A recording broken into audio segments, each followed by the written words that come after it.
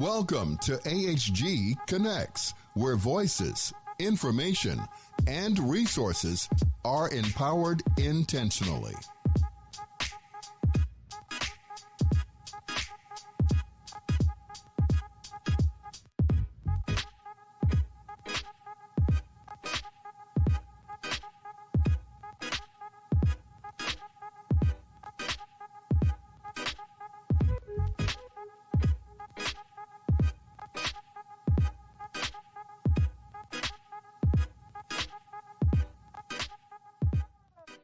Welcome to AHG Connects, where voices, information, and resources are empowered intentionally.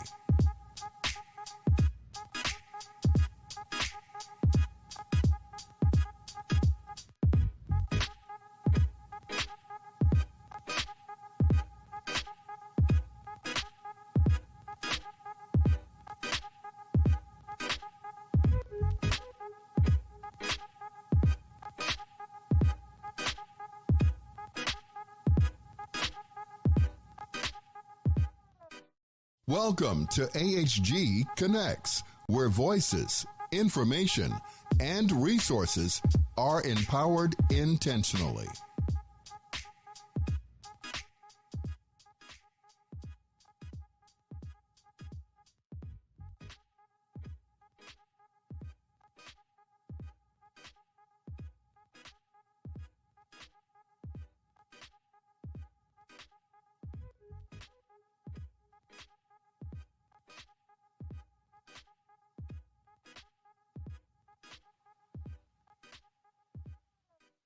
Welcome to AHG Connects, where voices, information, and resources are empowered intentionally.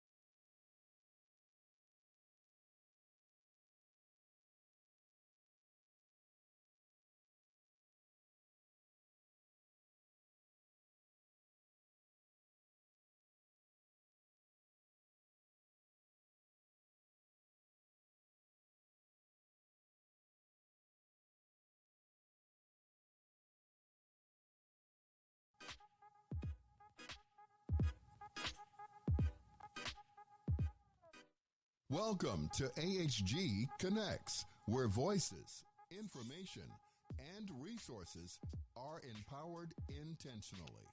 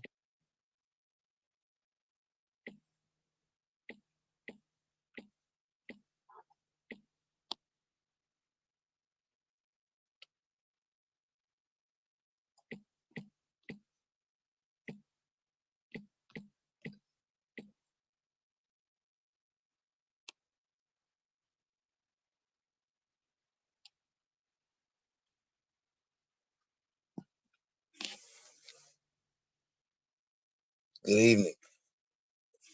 This is Rod Matthews. Can you hear me?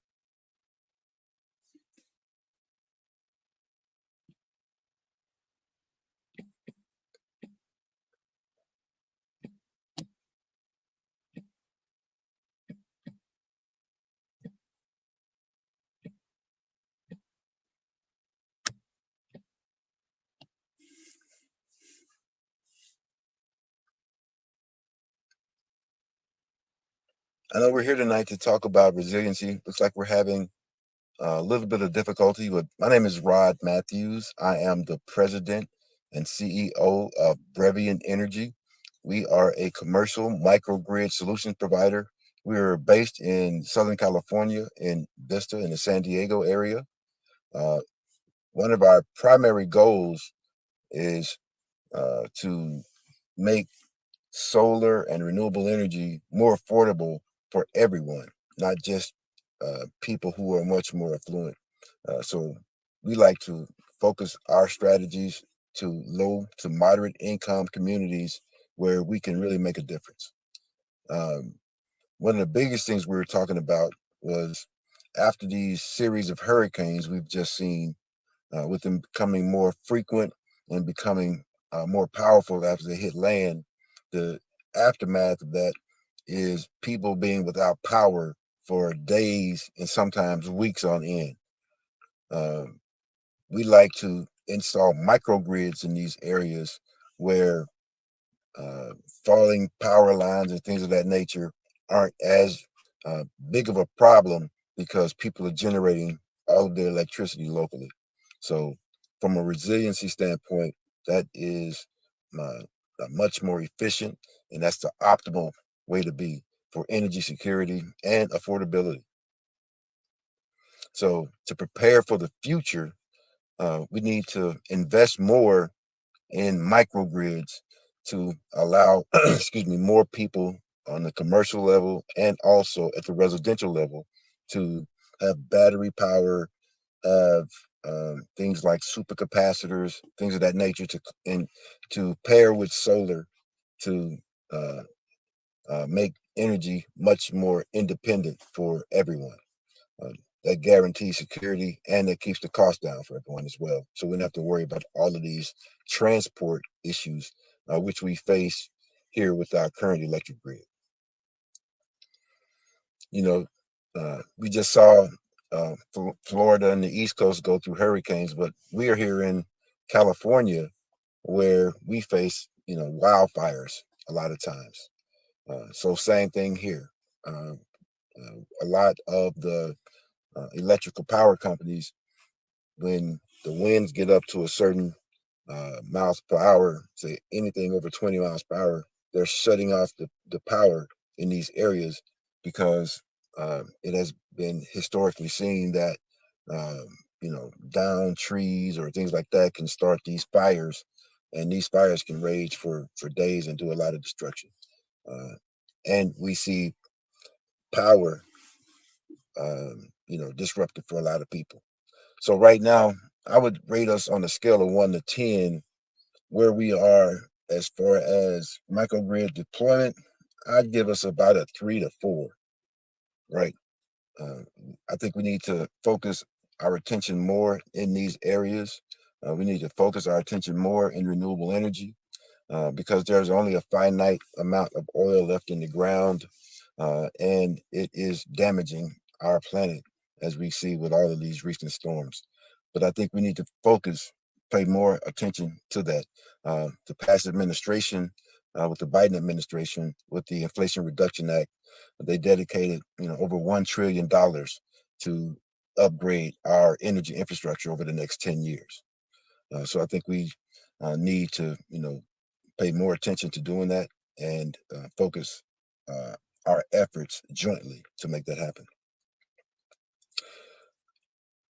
I think, I know there are a lot of resources available right now to become educated in these renewable energy spaces.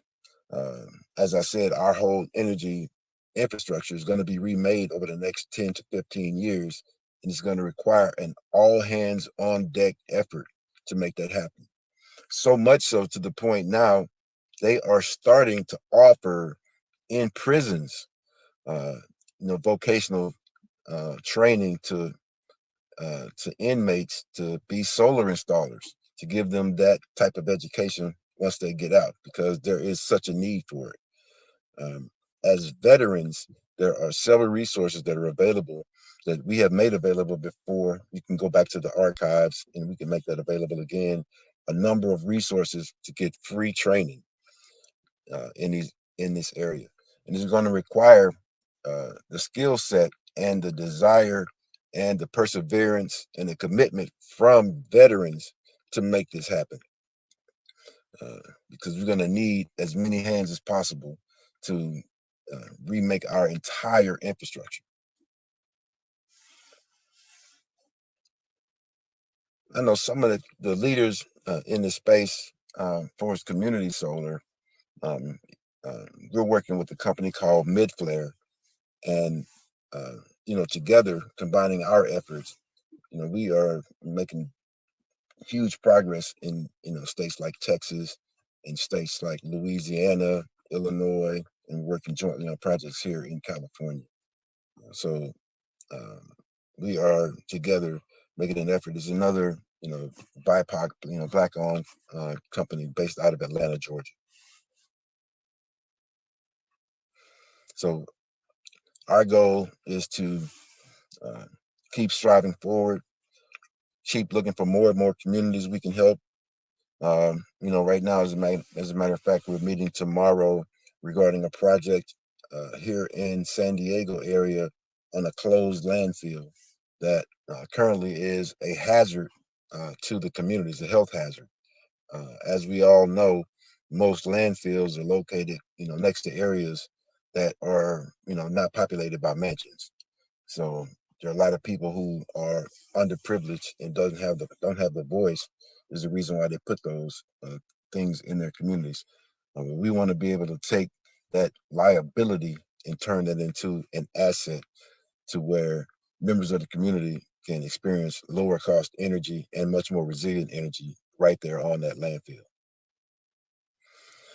Um, that's why, I've been, I never tell people how to vote or who to vote for, but I say it's very important for your voice to be heard in this coming election because we've seen, the policies over the past 8 years of, two different administrations, the policies as they regard to renewable energy.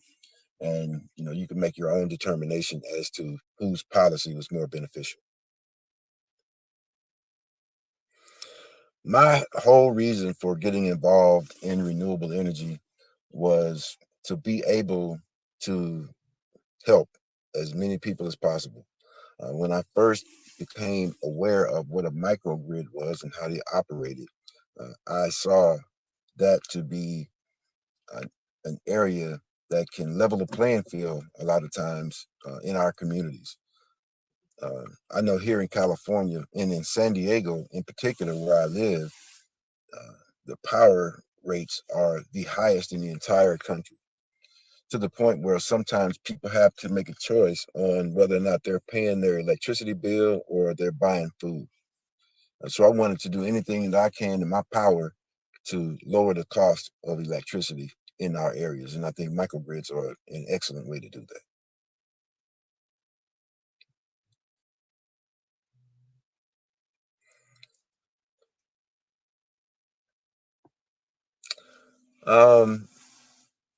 We have been selected to a number of different programs. We are a member of the American Council on Renewable Energy, and we were accepted to their Accelerate program, which is a business accelerator.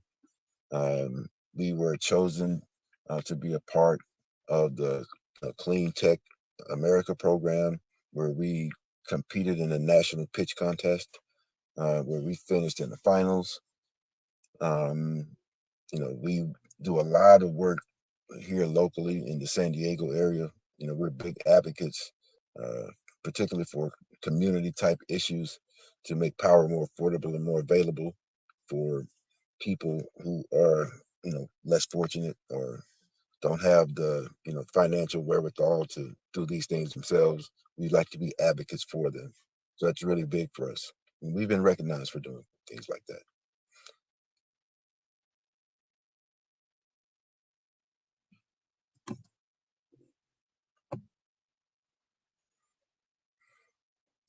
And our goal in this upcoming year is to, expand our reach. We want to do, more and bigger projects. We're starting to talk with some, more municipalities. We want to do things on a more of a utility scale, working with some cities. We have been in some talks with them. So the future looks bright for us. And, above all, uh, we want what we do to not only help us, earn a dollar or two, but we want to make a social impact. I think from that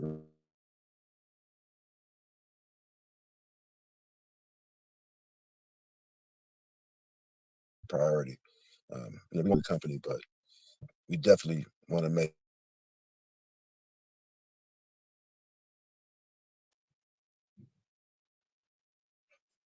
So 2025 looks to be a busy year for us. It's already starting out that way.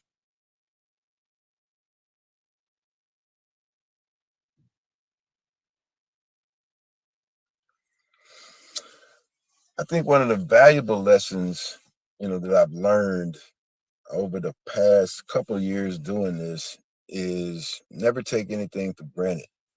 Uh,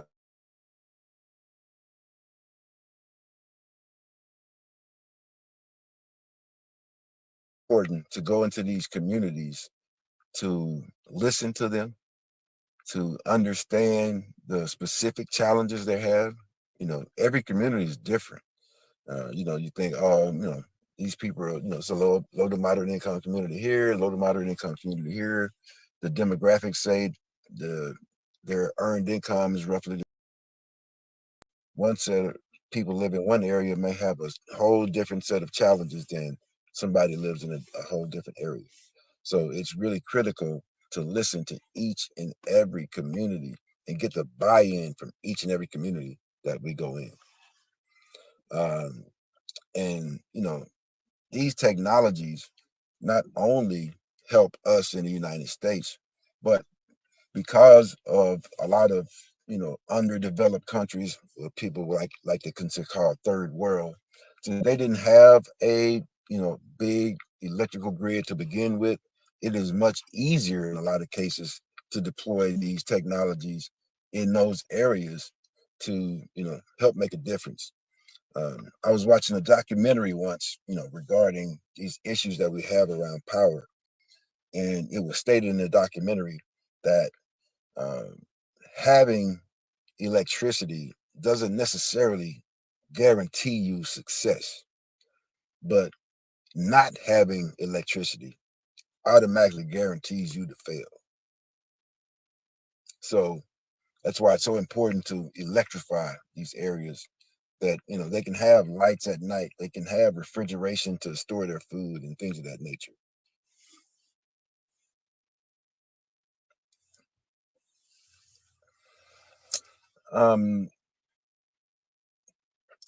This field is wide open. I know for a fact a couple guys who was recently released from small stints that they did in jail or in prison for over 5 years. They looked to be rehabilitated. They got out of prison, and there were a few programs that were workforce development programs that actually taught them how to be solar installers. And one of the guys, his name is Anthony, he went from being a solar installer over the course of 2 or 3 years to actually starting his own business, doing it to where he was actually selling. And this guy, in the course of about 6 years, went from being released from prison to owning his own company. And those are opportunities that a lot of people don't get. He made the most of them, and now he actually employs people. He's a person who gives his testimony, and he actually has a program to help people transition. Some of his workforce now are guys who transition from prison.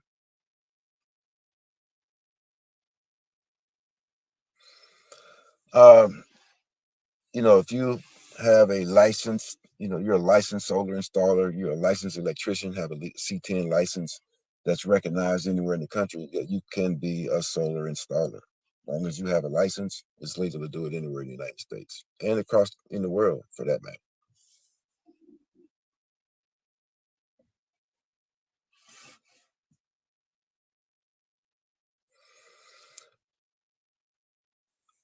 Absolutely. Solar panels can be installed anywhere. In fact, Chicago has the largest metropolitan microgrid in the country, combining batteries and a lot of solar power and a few different solar farms.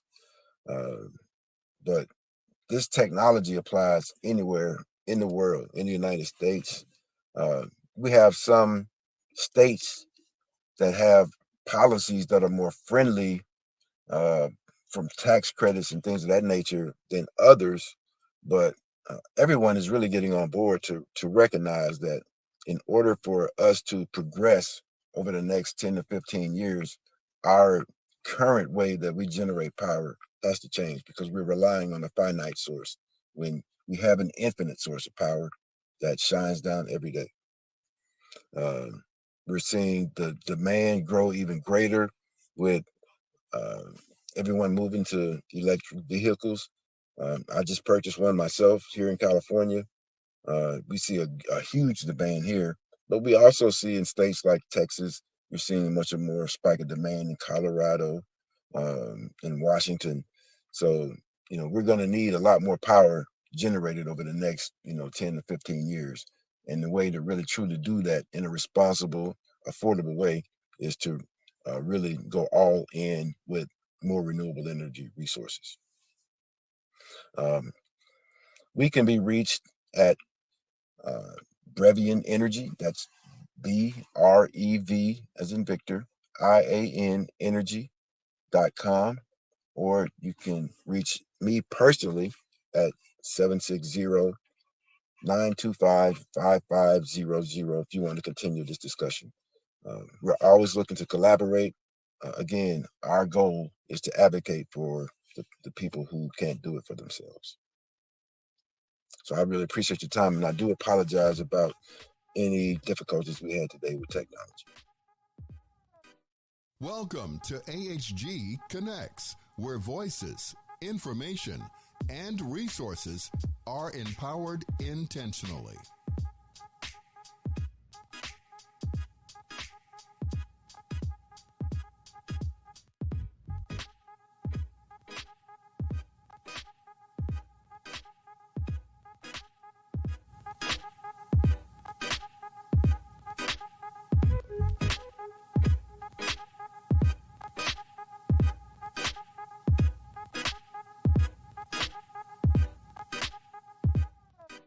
Welcome to AHG Connects, where voices, information, and resources are empowered intentionally.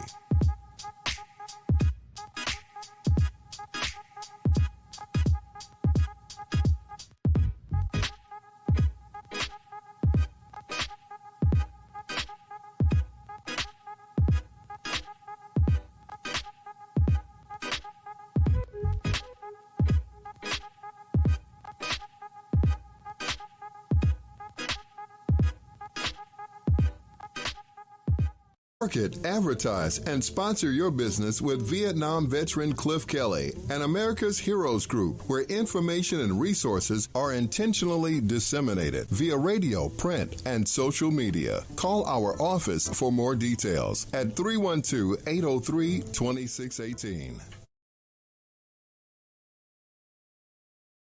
I'm Ken Jennings. All of us here at Jeopardy want to thank you for your service to our nation. We truly honor and appreciate you, and what's more, we're looking for contestants like you to play on our show.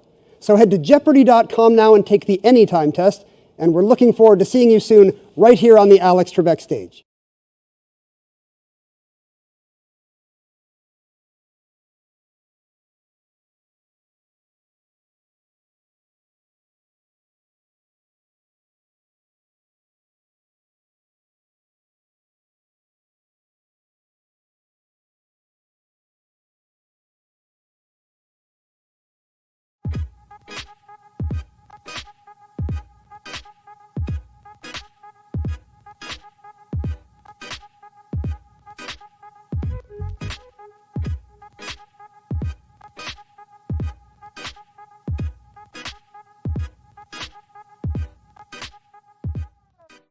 Welcome to AHG Connects, where voices, information, and resources are empowered intentionally.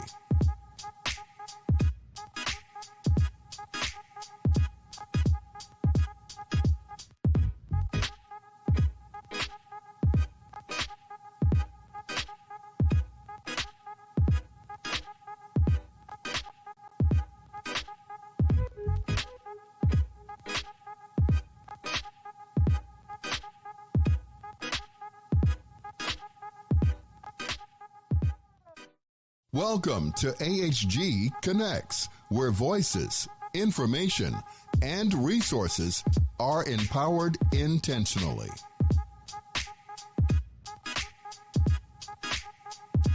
Market, advertise, and sponsor your business with Vietnam veteran Cliff Kelly and America's Heroes Group, where information and resources are intentionally disseminated via radio, print, and social media. Call our office for more details at 312-803-2618. I'm Ken Jennings. All of us here at Jeopardy want to thank you for your service to our nation. We truly honor and appreciate you, and what's more, we're looking for contestants like you to play on our show. So head to Jeopardy.com now and take the Anytime test, and we're looking forward to seeing you soon right here on the Alex Trebek stage.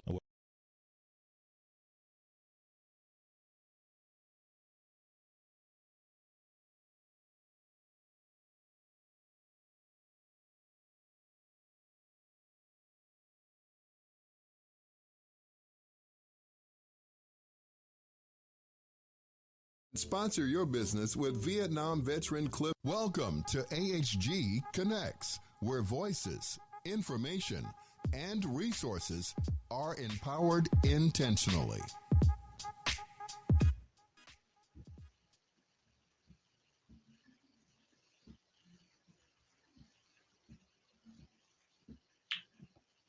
All right. Good evening, everyone. Good evening. It is your family nutritionist, Sadeek Colquitt from the Plant-Based Afrikan Center for Nutrition. So let me start out by saying I appreciate the America's Heroes Group for having me on and giving me the opportunity to talk with you this evening. Want to have a brief conversation about heart disease, which leads to heart attacks and strokes, and then potentially maybe a little bit about diabetes today. Before I get started, I want to say that you can reach out to us at PBA Center for Nutrition.org.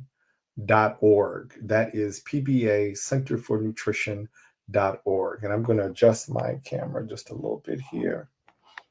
All righty. And so we can get started. That's PBA Center for Nutrition.org. And again, that is the Plant-Based Afrikan Center for Nutrition. So had an interesting conversation this morning. And for those of you that aren't familiar, I am a nutritionist. I have worked in the plant-based food world for over 25 years. Everything from the restaurant industry to the event industry, and also being certified as a nutritionist and working the last 15 years in disease mitigation, meaning helping people reverse heart disease, diabetes, high cholesterol, and even mitigating and reducing some forms of cancer. So that being said, want to just jump into the conversation for a little bit this evening and give you an opportunity maybe to hear something that you haven't heard, to empower you at the doctor's office, or to have general conversation when you're with your family. Our goal at the PBA Center for Nutrition is really to help people take control of their health and not leave it up to the medical/pharmaceutical industry in order to really take you through just really the stages of what we call disease maintenance. Our objective is to put you back in control and actually help you mitigate the terms of your disease or the terms of those things that you've been diagnosed with. So that being said, this morning I had a conversation with a young lady. She came to me, and this was a pretty typical conversation that I have on a daily basis. And the responses and the dialogue are pretty typical of what you would hear in a doctor's office for a patient who visits. So she says, just want to discuss my last visit to the doctor. I had a visit. They said they would send me my labs. And if there was anything of concern, they would give me a call. She says she saw a call from the doctor's office. She was busy. She couldn't take it. The doctor's office called again, which kind of alarmed her because she was like, okay, what are they calling about? So she didn't take that call. And then finally, she took the call, even though she was thinking maybe something really is wrong. And, I actually don't want to hear it, but I need to hear it. So the office on the phone, it wasn't the doctor, obviously it was the doctor's office, let her know that she had elevated cholesterol. It was approaching the 230s. If you know anything, cholesterol should actually, total cholesterol should be somewhere around 150, and she's at 225. And the doctor's office continues to tell her that she is at risk, definitely for heart disease, but definitely heart attack or stroke. And for those of you that don't know, cholesterol is a fat, waxy substance that can build up in your arteries, builds up in your arteries, and is the beginning of what they call plaque. And the plaque can build, and you get these plaques in your arteries. And if the plaque breaks off and floats further down into your artery, it can block your artery, and it can prevent blood flow, which is called an occlusion, right? Or at that point, you are said to be having a heart attack. So they explained this to her, and she said, obviously, I don't want this to happen.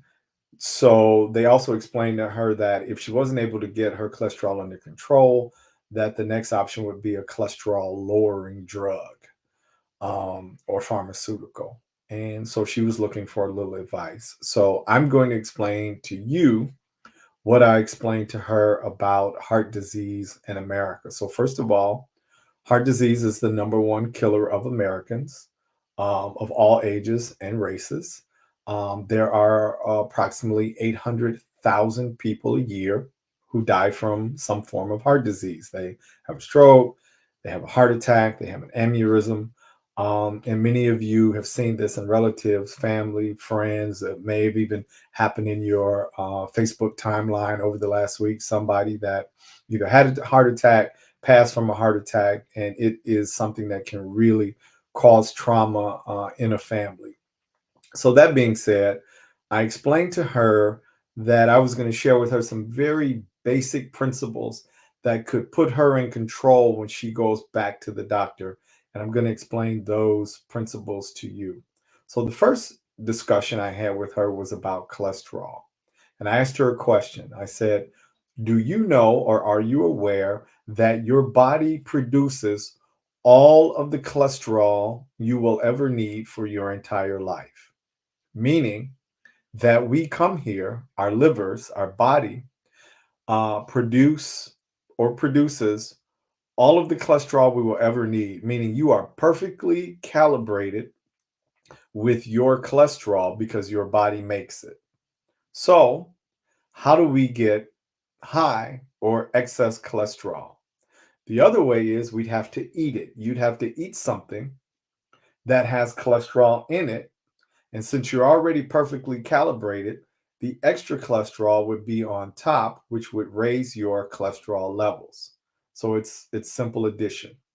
You already have cholesterol, you'd have to eat something that would add to your cholesterol levels. That excess cholesterol, because your body is not able to work with it, right, would begin to build up in areas where you don't want it to build up, like your arteries and other places in the body. So I explained this to her, and then I explained to her that the only place you can get extra cholesterol is from another animal like yourself whose body makes cholesterol, and you'd have to digest that. And the cholesterol from that other animal, meaning a chicken, a fish, a cow, could go on down the list there. The egg, those things that contain the excess cholesterol would begin to build up in your system on top of the cholesterol that you already produce. That cholesterol is building inside of your arteries, and it is causing your arteries to harden, to stiffen, and then it is also building up these plaques along the walls of your arteries, causing reduced function. Your arteries can no longer expand and contract. They no longer have the elasticity that they are supposed to, so they become very rigid, very hard. your blood pressure increases, and your cholesterol levels increase. So, after having that discussion, explaining that one, she already made cholesterol, all the cholesterol she would ever need. Two, the only way to add to that is to eat another animal that makes cholesterol. And three, you're actually in control of how much cholesterol you add to your diet. So the doctor said to her to go on a low-fat diet. She had absolutely no idea what that meant. And neither do most people, because it is some of the most ambiguous health advice you can ever get. So here's what I told her. If she took 30 to 60 days, 60 was the recommendation, and she cut out as close as possible as she could get to zero animal products for 60 days, she could drop her cholesterol 20 to 40 points. Because it was simple math. She was going to take the excess cholesterol out of her diet, increase the amount of fruits and vegetables that she eats. As a matter of fact, that's all she'd be eating are plant-based foods. Because guess what? Contains zero cholesterol. Zero cholesterol. That's right. Plants or plant-based foods. Strawberries, green beans, kale greens, collard greens, mustard greens, turnip greens, black-eyed peas. The list goes on and on and on, right? Strawberries, bananas, mangoes, they contain zero cholesterol. So she could eat as many plant-based foods as she chose for these 60 days, and she would drop her cholesterol. She would definitely come below 200 and move towards normal without a drug and without the ambiguous advice of just having a low-fat diet. So the outcome, she said, this may be difficult, but I'm willing to try. And I said, you can do anything for 2 months. I asked her age, and then I multiplied it by 12. And I told her, you've been on this planet close to 400 months. You can do anything for 2. To save potentially your life, to give your body the opportunity to heal itself, that for 2 months out of the 400 months you have been on the planet, and I've been on the planet way longer than 400 months. I'll be 54 coming up this December. So, 50 times 12. So I've been here over 600 months. And I'm telling you that it's worth it to take a couple of months out and know for a fact that just simply by choosing to reduce the amount of animals you eat, you can control your own cholesterol. You literally have the power inside of your fork. You don't need a drug. You don't need ambiguous advice from the doctor. Now, this does not mean you don't go to the doctor. I'm not telling you to avoid the doctor. I am empowering you to go share with your doctor and to have an understanding of what's happening in your own body. I want you to be clear. I am sharing with you the opportunity you have to be in control of your own health. There's about 70% of the country, that's 70% of 325 million people that are on unnecessary pharmaceutical drugs. And that's huge because we are not given the information that gives us access to the control that we have to have. We should be partners with our doctors, right? Instead of being drugged through the medical pharmaceutical loop. Cholesterol. is simply a matter of math. Okay?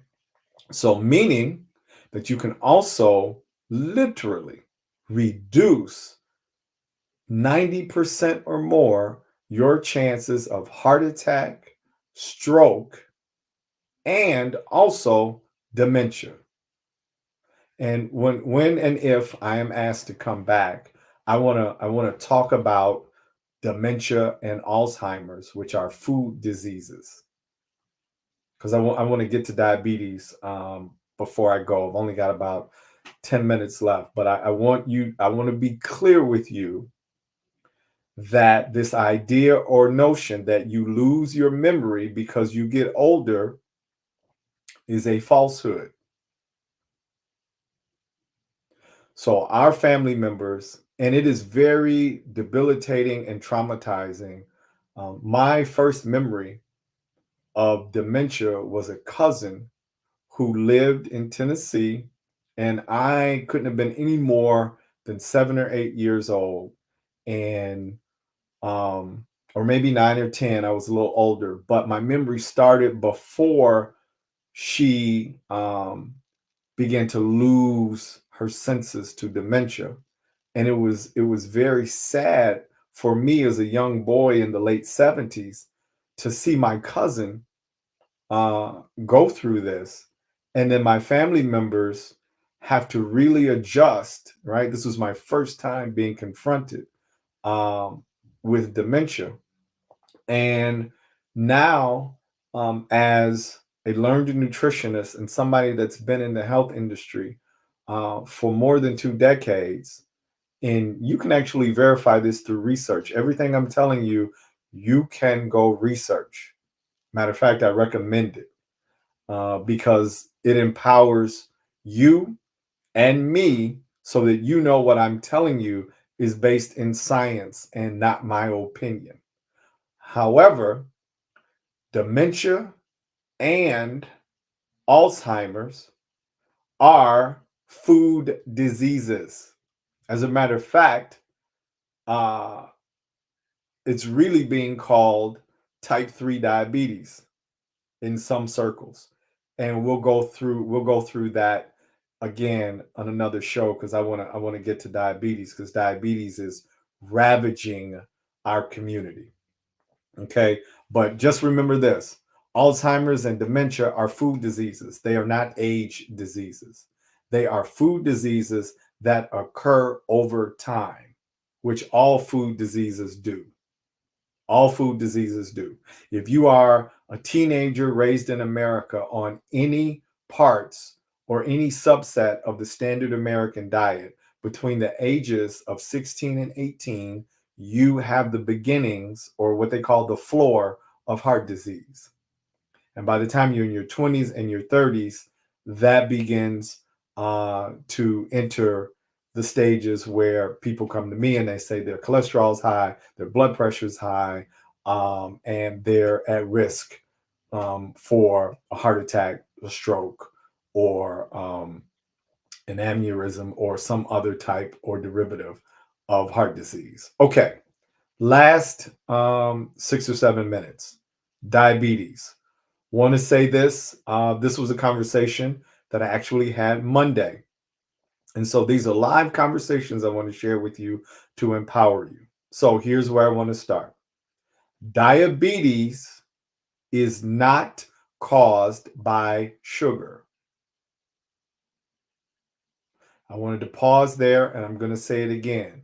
Diabetes is not caused by sugar. This is another biological scientific inaccuracy, but it is supported through all types of even family myth, right? It's supported through the doctor. It's supported through these commercials that you see in particular on TV where they talk about managing your sugar. But if diabetes is not caused by sugar and we never discuss the cause, then again, you end up in the medical pharmaceutical loop because you don't know what causes diabetes. So here is the deal. Sugar or high blood sugar is the outcome.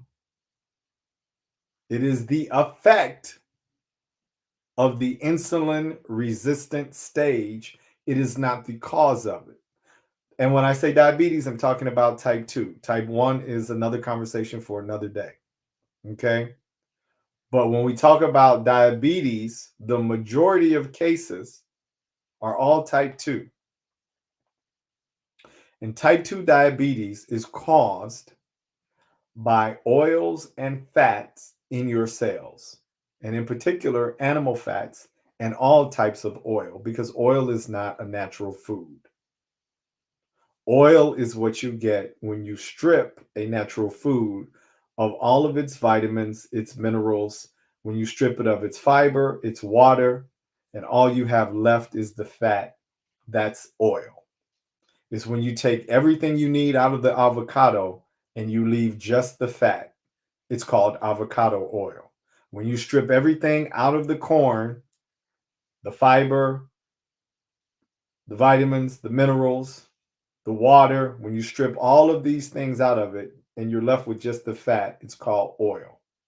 And so these oils and these fats, the fat from the chicken, the fat from the cow, the fat from the fish, right? Super fatty fishes, the catfish, the salmon, right? The tilapia. When you take these fats that are already in the animal tissues, right? A lot of these saturated fats, then you cook them in oil, right? So not only do you have a catfish, but now you have a catfish fry on Fridays after church. I mean, we could go on and on and on. When they enter the system, this is your cell, a healthy cell, right? It's clear, the membranes are clear. And this cell, the normal functioning is insulin, okay, which is this right here. Looks like my fingers is the insulin. And the insulin is a carrier.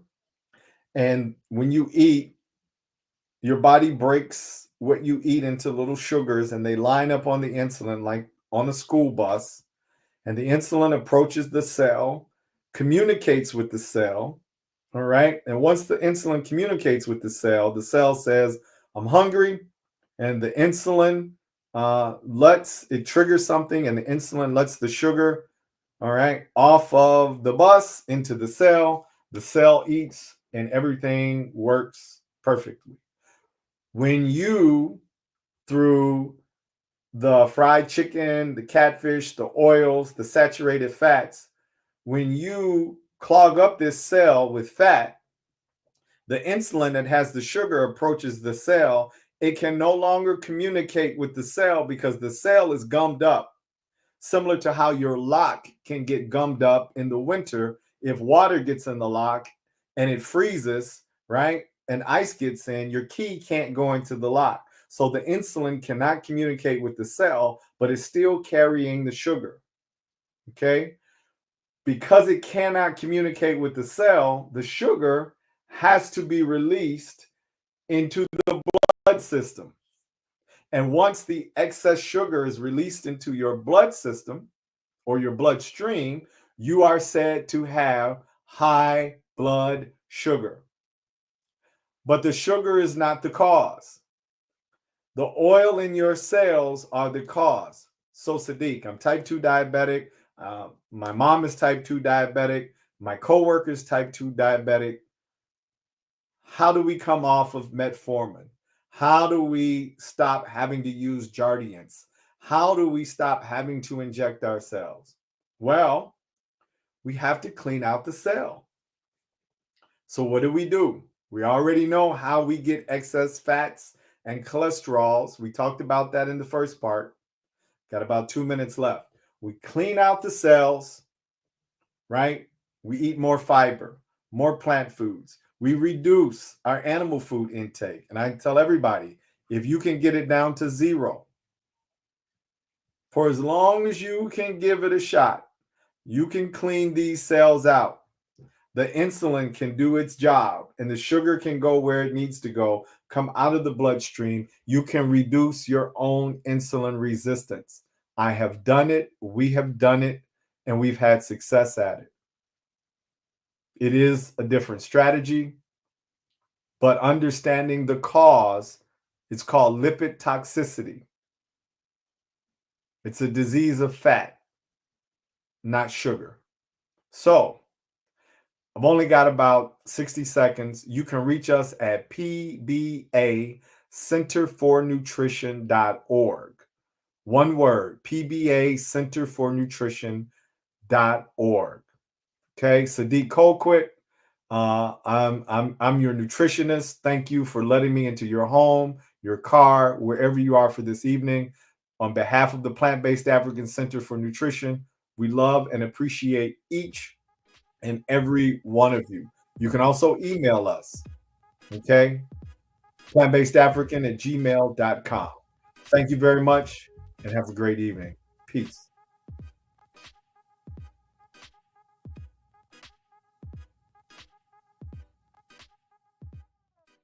Welcome to AHG Connects, where voices, information, and resources are empowered intentionally.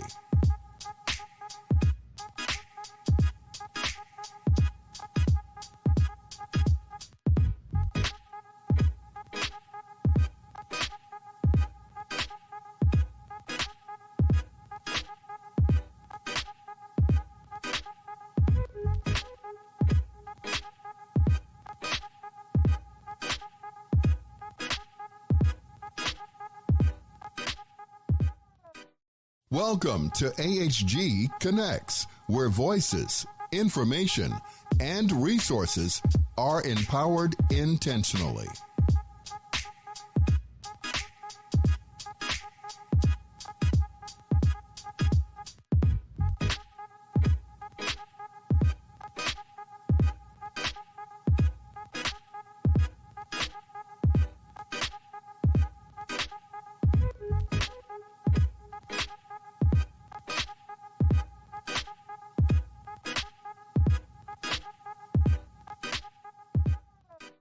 Welcome to AH Market, advertise, and sponsor your business with Vietnam veteran Cliff Kelly and America's Heroes Group, where information and resources are intentionally disseminated via radio, print, and social media. Call our office for more details at 312-803-2618.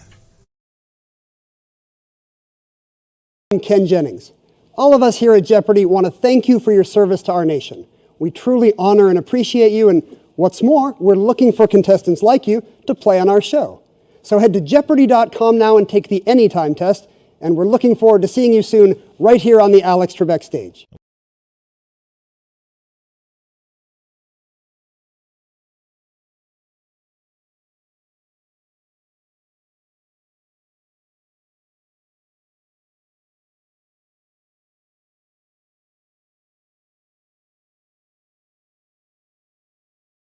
Where voices, information, and resources are empowered intentionally.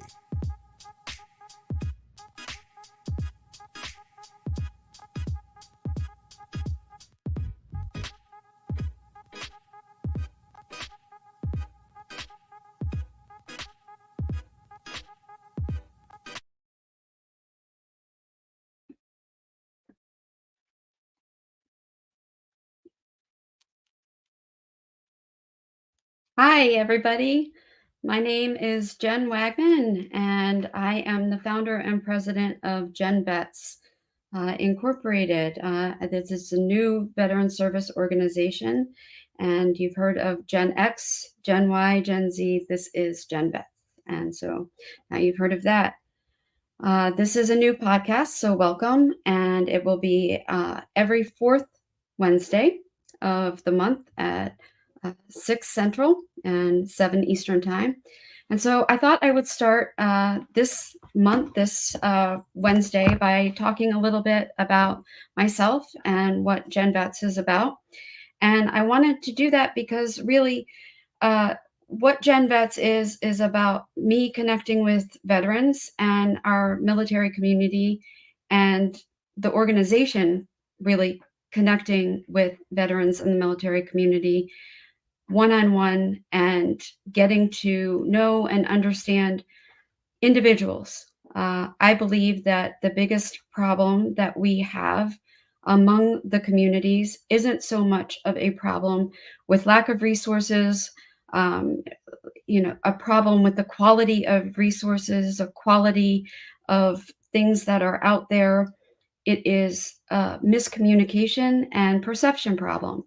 And honestly, I think of all the problems to have, that is a good one because it's something that as a community we can fix. And it's something that I believe that I am in a good position to help be an ombudsman for, a bridge for. And I have a lot of experience in this space to do that. So I wanted to spend some time with you tonight, explaining who I am and what my experience is in this area. And so you get a little bit to know about me and to trust who I am and what that experience is, and a little bit of flavor from my personality. I'm not sure if that's going to be a good thing at the end of the night. If you were to ask my friends and family, they would probably say, Jen, maybe you don't want to do that. But I'm going to go ahead and take a risk on that.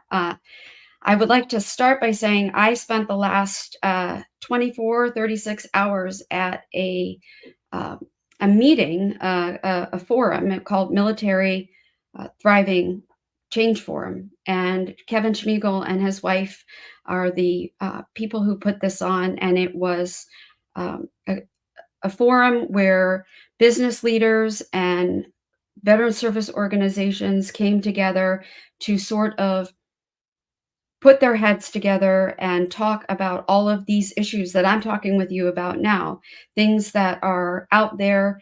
What are the things that are inhibiting progress within the veteran community, within the active duty community, whether it's recruiting our forces, young people to join, whether it's transitioning services when veterans, active duty, are coming to be veterans.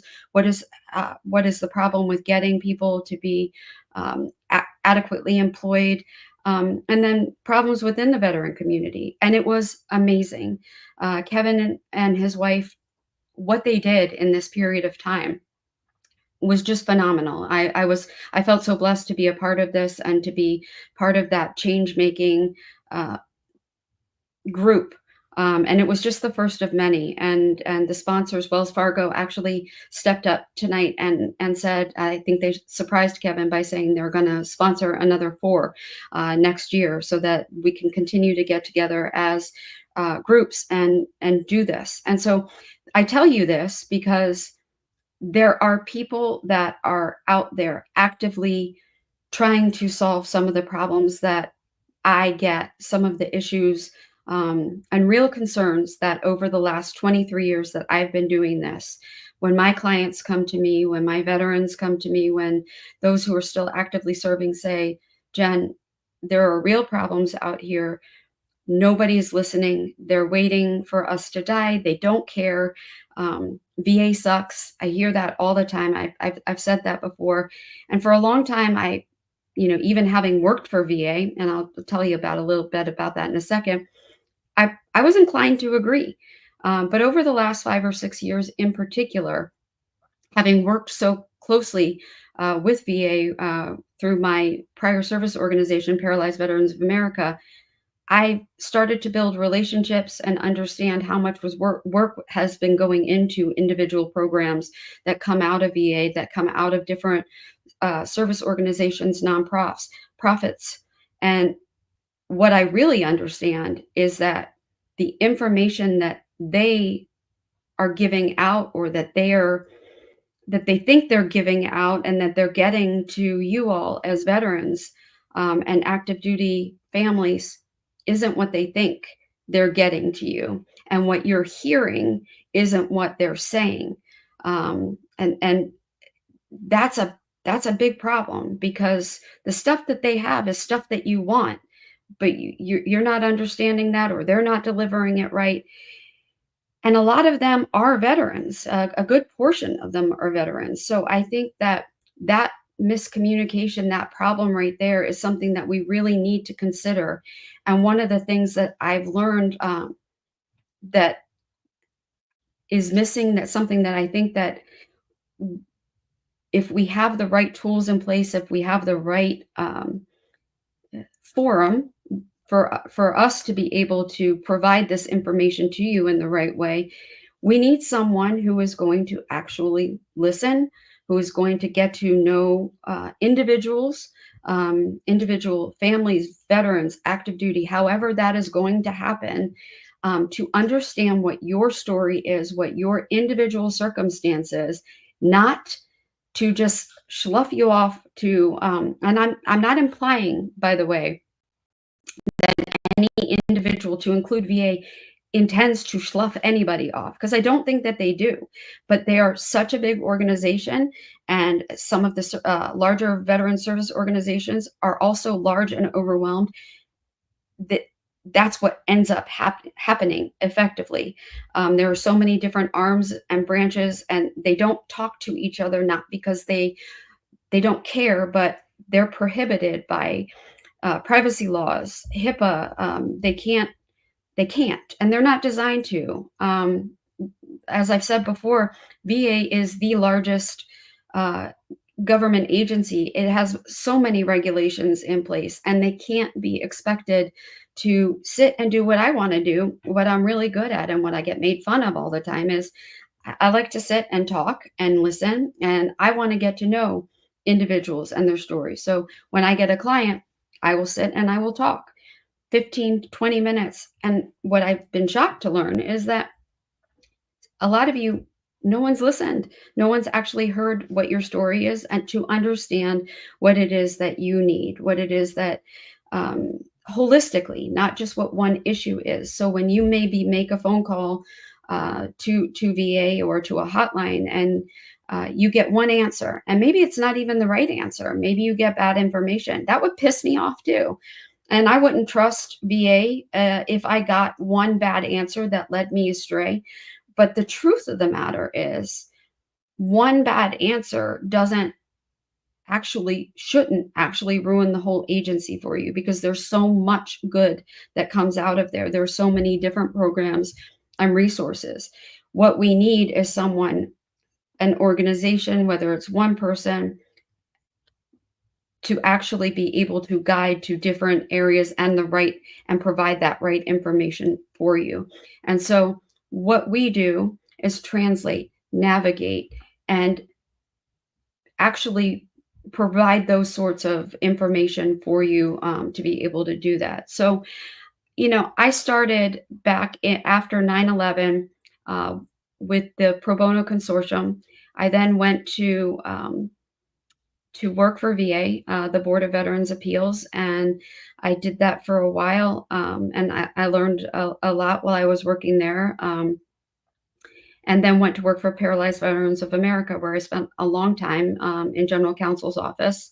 I practiced in the private sector, and I've also done a lot of volunteer work in my own community, where I've had the opportunity to work with a wide variety of different groups of veterans and active duty military and their families. And I think I understand, for me personally, the mission when I started GenVETS was to address the families as well as the veterans themselves. I think that there has been a lot that's changed over the course of the last 20, 30 years in terms of our veterans and what their needs are. But this service organization also covers what I like to say are all the greatest generations, because we hear about the greatest generation, but there are a lot of great generations. And so that's what I aim to serve. And for everything from appeals and claims to pushing for change and legislation and things that we think that are necessary, because it's stuff that I want to hear from you and that you come to me with. And those are things that I would like the conversation to be something that continues to go on, between you and me and the organization, whether it's you reaching out by this podcast or through the website, that's how this should work. So that's a lot about my personal background and how this started. Something else that came up today that really, from where I start, I thought was really interesting, was the phrase, "If not me, then who? And if not now, then when?" That's sort of always been the mantra by which I've lived my life, probably to the chagrin of all my family, my 4 kids included. I tend to, a cause comes on and I see somebody who hasn't been treated right, an issue that needs to be taken on. I cannot sit and let it go. It is something that it is ingrained upon me that I have to do something about it.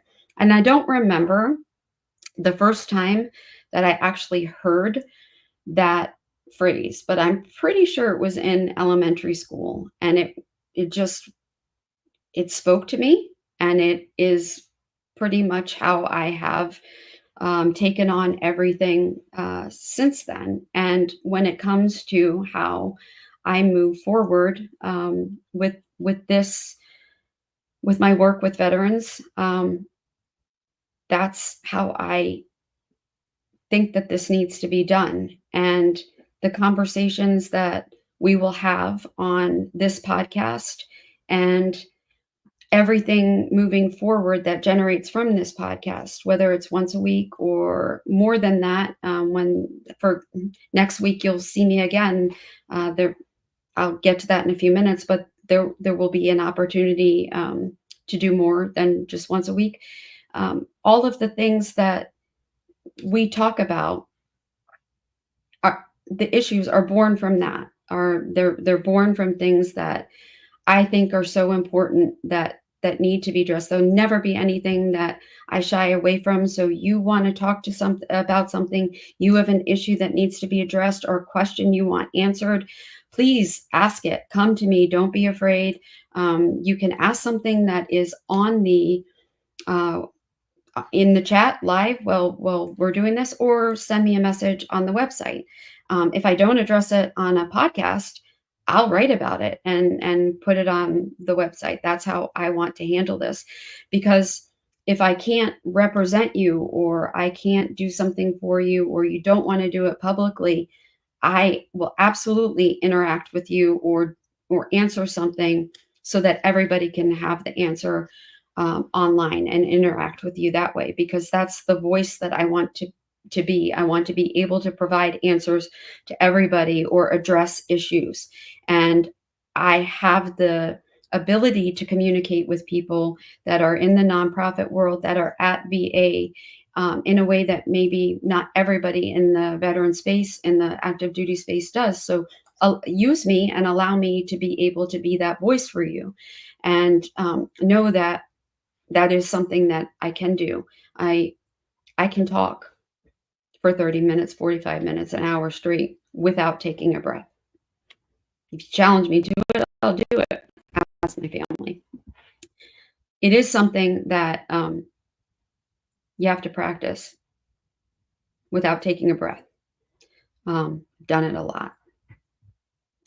So that's me. I would say that in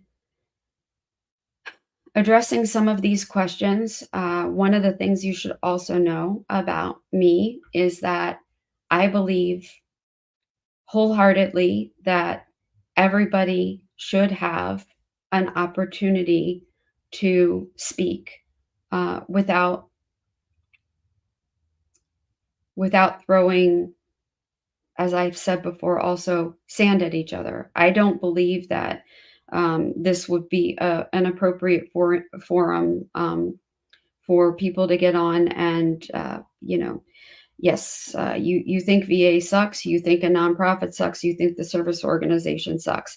Are we moving a ball forward if that is what we're doing when we bring these people together.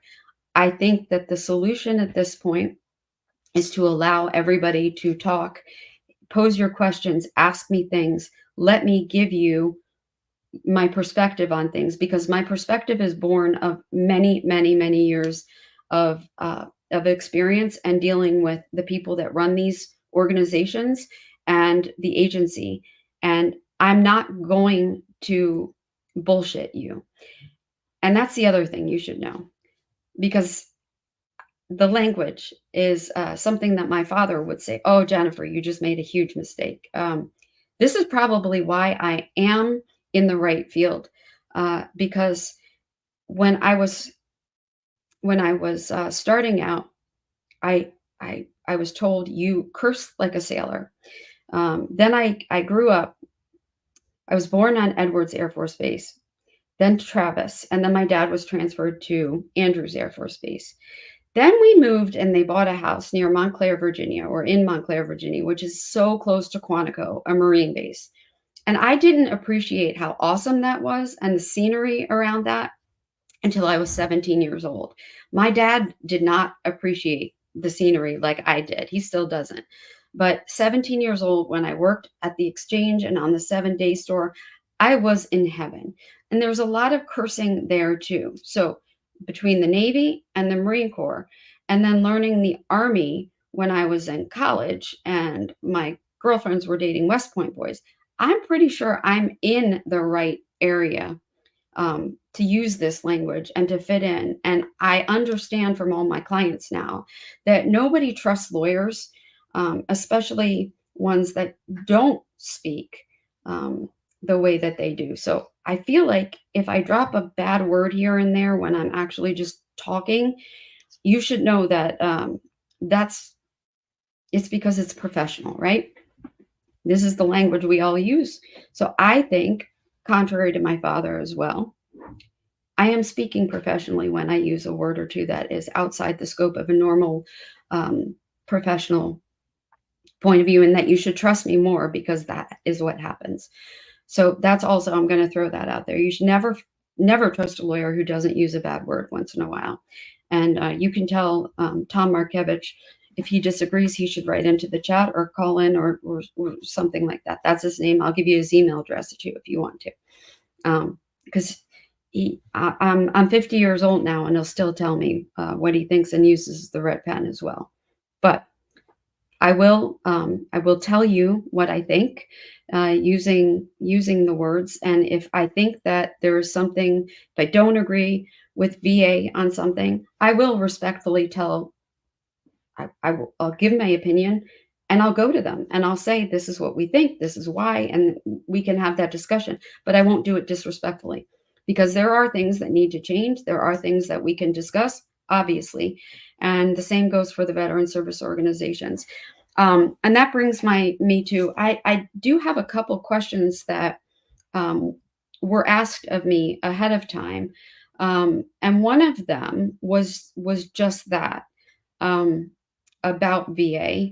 Let me find this really quickly because I want to,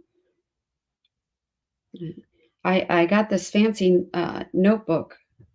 I don't know if you can see this, probably not because of the funny stuff, but where you write everything down and it types for you. But moving the pages along, it's a little bit difficult. So what is it when it comes to talking to the VA? Okay, so what can be done? For many of us, it feels like VA's first response is always to deny our claims. And this client wants to know, when filing an initial VA claim, should veterans immediately engage an attorney, or is it better to start with a veteran service organization or a VSO, a National Service Officer? It seems that VSOs are overwhelmed, and while they certainly want to help, they struggle to represent veterans fully. I've heard great things about DAV from my friends. So what I was saying is that VA is overwhelmed. And so I will say that, yeah, there's a lot going on, and I don't have a problem going back and talking about it, even though, I'm telling you, I don't think they suck. There's a million reasons why I don't think they suck, but do I understand that there are problems coming out, and that you've had issues with them, and that very specific ones? Yes, I get that. And I understand the Board of Veterans Appeals and all of the appellate process. You're waiting 6, 7, 8, sometimes 10 years for decisions. It's unacceptable on every level. I know, but there are other things too. Those are small. It's not small when you're the one who's dealing with it, but that is one department, that is one area in otherwise a very big organization. And so what I'm saying is, because that's the one thing you're dealing with, don't throw the baby out with the bathwater. And that's more my point. So if you can stick with me, if you can listen and understand that we can talk about more, and we can make change, we can discuss things that I can give you more, and you can give me more, and talk to me, and we can work together to get some of this information, and I can help you understand how to get things done differently between VA and you, and service organizations and you differently, if we just have these conversations, and I can help you understand. To answer this question, if I were to talk to any of my people in the service organizations, they would say, no, I shouldn't put words in, but I've had the conversation where I've said, do you feel that it's true that lawyers aren't needed, the private law firms aren't needed, and that even in the circumstances where they're a little bit more complicated? And I've heard them say, no, we've got it under control. I don't agree with that. I don't agree that lawyers are needed in every, first of all, you never have a lawyer file a claim. Never, ever, ever. Okay. The lawyers are not allowed to file claims for you, period. You have a service organization help you. We will do it at GenVETS. Every single organization, service organization out there will do it for you. Paralyzed Veterans of America, American Legion, Disabled American Veterans. I mean, if you want a list of them, I'll give it to you. But all of your state and county service organizations will do it. You don't need a lawyer to file a claim. And any good lawyer will tell you, when they look at something that's been denied, most of the time you don't need a lawyer for to appeal something if you need to. It's only when things get complicated that you might need a lawyer. And even when I'm practicing law and I'll get a call from VA, my name's up on the list as someone who would accept clients, not through GenVETS as a pro bono client. I would never take a case if I look at it and why you don't charge. There are law firms out there that will, but I don't believe in charging a veteran for something that doesn't require real work. So no, I don't think it's better to engage an attorney without going to a VSO first. Now, I also believe it's incumbent upon VSOs to say, look, this is a little complicated. You may want to consider, because we are overwhelmed. That's part of the partnership I'm talking about. And that's sort of where I believe we need to sit down. I've said this for a long time, sit down at the table and come up with community standards. That's between lawyers, the private bar, and VSOs, and say, this is when and this is when not. And until we do that, you're going to have bad actors out there who take advantage. And then we're going to have the sharks that are out there. And they're, like I said, you never pay anyone to file a claim. And there are people out there who are not lawyers that are out there charging money for claims and toward future benefits. You should never be signing anything toward your future benefits. If you're signing an engagement letter with someone, it should be part of whatever retro you receive. And that's it. There should be nothing future. You don't sign away anything that, part of your disability. And if anyone ever has questions about what is good and not good about what you think you might be signing, that's what I'm here for. You can email me. You can go to genvets.org, www.genvets.org. You email me personally, and I will answer that question for you as to whether or not you're getting. I don't even know I'm not going to use a bad word here, but bamboozled. Isn't that a Friends? That's a Friends reference. But yeah, no, you don't do that. So I do think that there is a point where we all need to sit down and come up with something that is reasonable for you all to understand when is good and when is not. But the majority of times, no, a VSO is what you need. And that's it.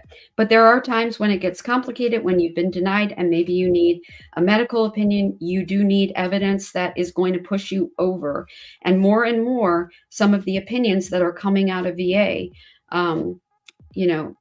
they're just, you can't fight them. And until we do something about the medical opinions and the quality, it's tough.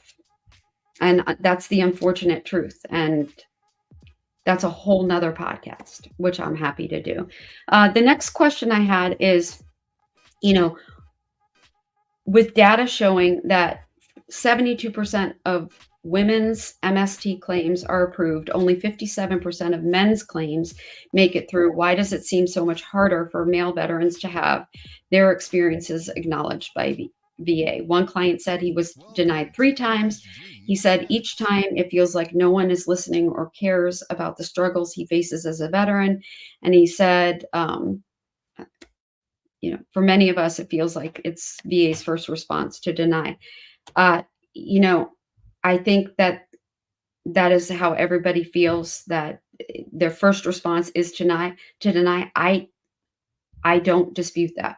I don't think the quality at the low level is as good as you get going up. I think that the inexperience of the raters is an issue right now. The percentage of new people that are being trained and what their level is an issue. And I don't think anybody would deny that at VA either. There's a turnover. There are so many new claims. There's so many more veterans filing claims. I will say this on the part of veterans: listen to your VSOs. When you are filing claims, if you don't have the evidence yet, don't file the claim yet. You shouldn't just be filing claims because, throw it in there, throw everything in the kitchen sink, because you're wasting the resources of the agency, and you're taking away from your fellow veterans who do have valid claims at that moment. And those are people who are waiting in line, and it's not right. So if you don't have the claim, you don't have the evidence, then wait to file the claim. And don't just file because you're throwing darts out there and you're hoping that maybe something will catch. It just doesn't work that way. And I think that's a mentality that I think that VA is seeing. And it also sort of lends more to the deny mentality that maybe we think they have. Because of that. So that's my advice on that one. Maybe they have it, but there are a lot of new people that are being trained, and that's the way it is.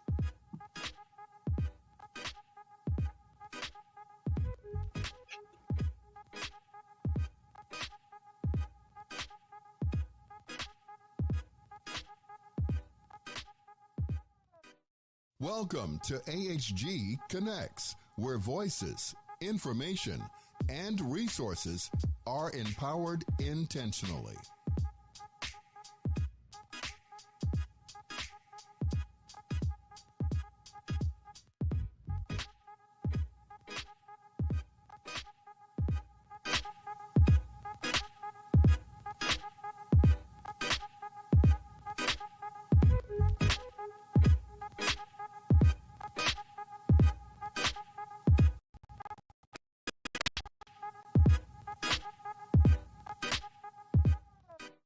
Welcome to AHG Connects, where voices, information, market, advertise, and sponsor your business with Vietnam veteran Cliff Kelly and America's Heroes Group, where information and resources are intentionally disseminated via radio, print, and social media. Call our office for more details at 312-803-2618.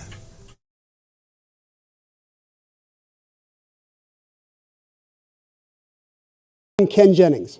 All of us here at Jeopardy want to thank you for your service to our nation. We truly honor and appreciate you, and what's more, we're looking for contestants like you to play on our show. So head to Jeopardy.com now and take the Anytime test, and we're looking forward to seeing you soon right here on the Alex Trebek stage.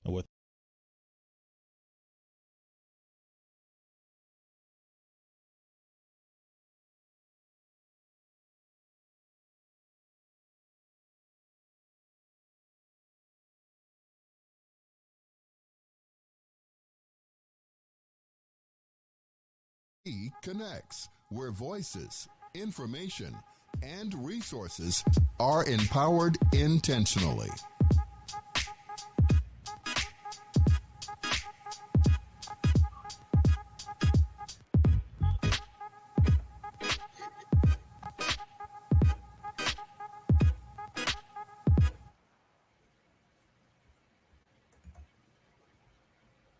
Hi, everybody.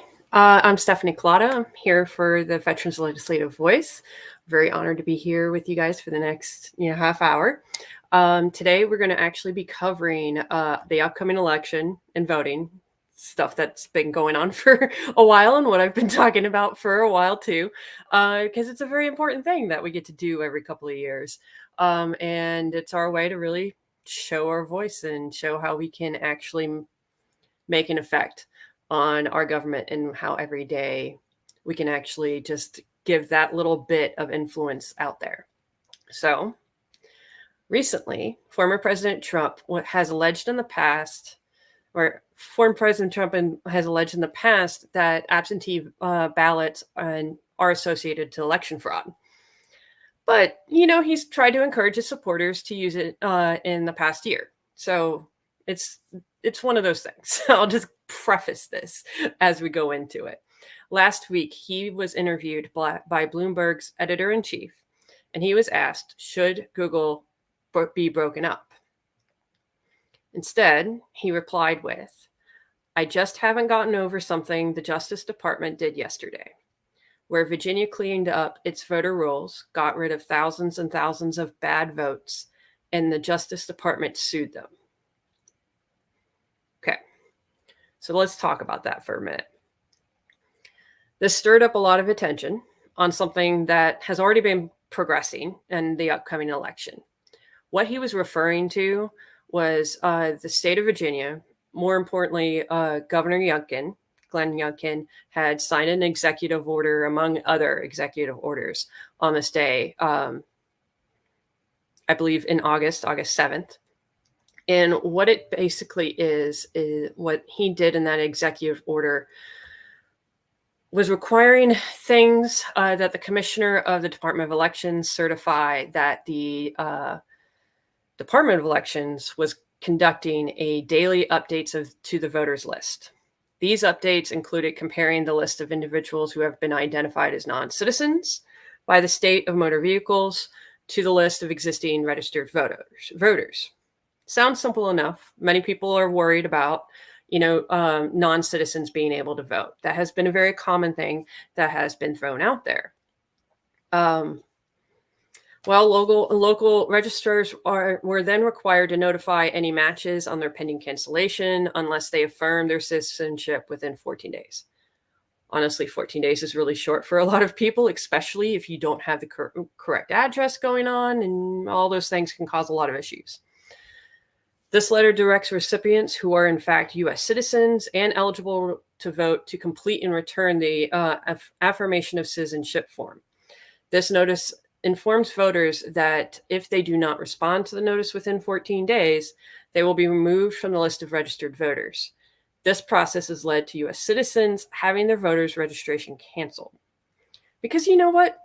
There can be glitches in the system. There could be an old thing that hasn't been updated, or somebody just accidentally picked the wrong thing in the system and have you down as a non-citizen when you're actually been a citizen all your life.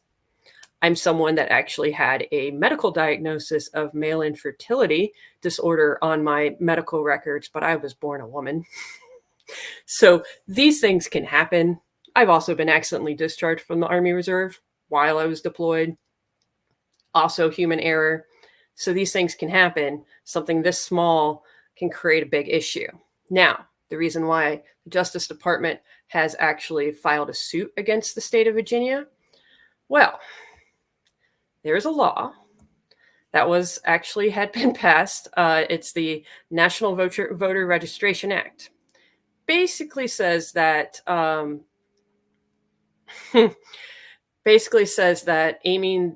basically going after these voters and removing them within less than 90 days from the election is actually in violation to that act. Like I said, the executive order was signed August 7th. If you do the math to November 5th, just cutting it close. It still is really close. And so they are actually going after state of Virginia for this. This affects 6,000 people, possibly more, but that's the estimate right now. And why are we worried about this? Why am I worried about this? Because I normally do military and veterans issues. Well, about 10% of Virginia is actually is comprised of veterans. Today is not the day for words. So 10% of the Virginia's population are comprised of veterans. There are over 125,000 active duty military members currently residing in Virginia. Not saying that they are citizens of Virginia and they're registered there, but they could be. And many people that have actually gone into the military so that they can gain citizenship. We all know that sometimes things don't get updated. Things don't get really plugged into the system correctly, and it can cause a lot of issues. So this could actually affect military people and veterans as well. And it can cause a resounding issue out there. The other problem with this executive order by Governor Youngkin is that it kind of validates everybody's fears that non-citizens are actually voting for these elections. Yes, there are some states that allow non-citizens to actually vote, but it's only for their state, local, city, county elections, and they have that specific rule in there for that exception, which they're allowed to do. Federal elections, they still cannot. The amount of people that actually have gotten caught as non-citizens voting for the federal election is less than 1% in the past. So it's not one of those that we really have to worry about right now. So this type of executive order is just fueling the conspiracies and a lot of the theories out there that people are having, and a lot of the misinformation and disinformation. So it's one of those things that you really have to just keep an eye out on, in trying to make sure that the disinformation is not affecting a lot of people. So, but on to military and veterans issues. That's more centered towards them with this upcoming election. So, what's been happening recently is that there have been suits filed currently that I can find is Pennsylvania, Michigan, and North Carolina, challenging the overseas votes. This has been something that, President Trump has said that he is against, or he isn't against. He loves the military, things like that. So he's a little wishy-washy. I'm not going to say either way. I'm just giving you what he said. And so the RNC have been filed these suits against these states. And so what they've been saying is that RNC officials allege that the state's election officials have not created a secure system to verify that an overseas voter is an American, and have specifically called out provisions in their election laws to permit spouses and dependents of military or overseas voters to vote in elections based on the residency of the military or overseas voter. As a result, certain people who have never resided in Michigan or perhaps anywhere else in this country, allegedly, are registering to vote and voting in Michigan's elections, said the plaintiffs of the Michigan case in their filing. Allegedly, I have to add. Well, the Michigan Attorney General, she has said she had filed an amicus brief, but basically it's just a brief of her statement. It's a friend brief to the court stating, this is my expertise. This is what I'm saying. This is what I'm arguing. Just putting it out there for the judges to accept, ruminate, and then maybe take in consideration when they do their ruling. She actually had filed it to seek to dismiss the state's case. Her state's cases that has been filed, contending that the plaintiffs have no standing in their claims. She said, challenging the decades-old statute in this frivolous manner is both irresponsible and abusive. Their actions are a clear attempt to sow doubt about the integrity of the election and suppress the legitimate votes of American citizens. She also noted that the ballots have already been sent out to Michigan voters and those that are living overseas, and many have returned them already, and they're in the process. And she has said that the RNC failed to file a timely notice of intent to sue under the Michigan Claims Court Act. Michigan Court of Claims Act. Let me get the wording right. Every state's different. Well, the judges in Michigan and North Carolina have rejected these challenges. As far as I can see, the suit in Pennsylvania is still pending.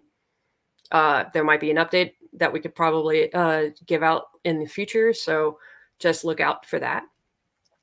As of Friday afternoon, last Friday, over 22,000 Michigan military and overseas voters have requested ballots for the general election, according to the data from the Michigan Secretary of State's office. Of that number, almost 8,000 voters have already completed and submitted their ballots to be counted. As of last Friday afternoon, 8,451 North Carolina absentee ballots have been requested by military members. 20,571 ballots have been requested by civilians living overseas, according to the data of the North Carolina State Board of Elections.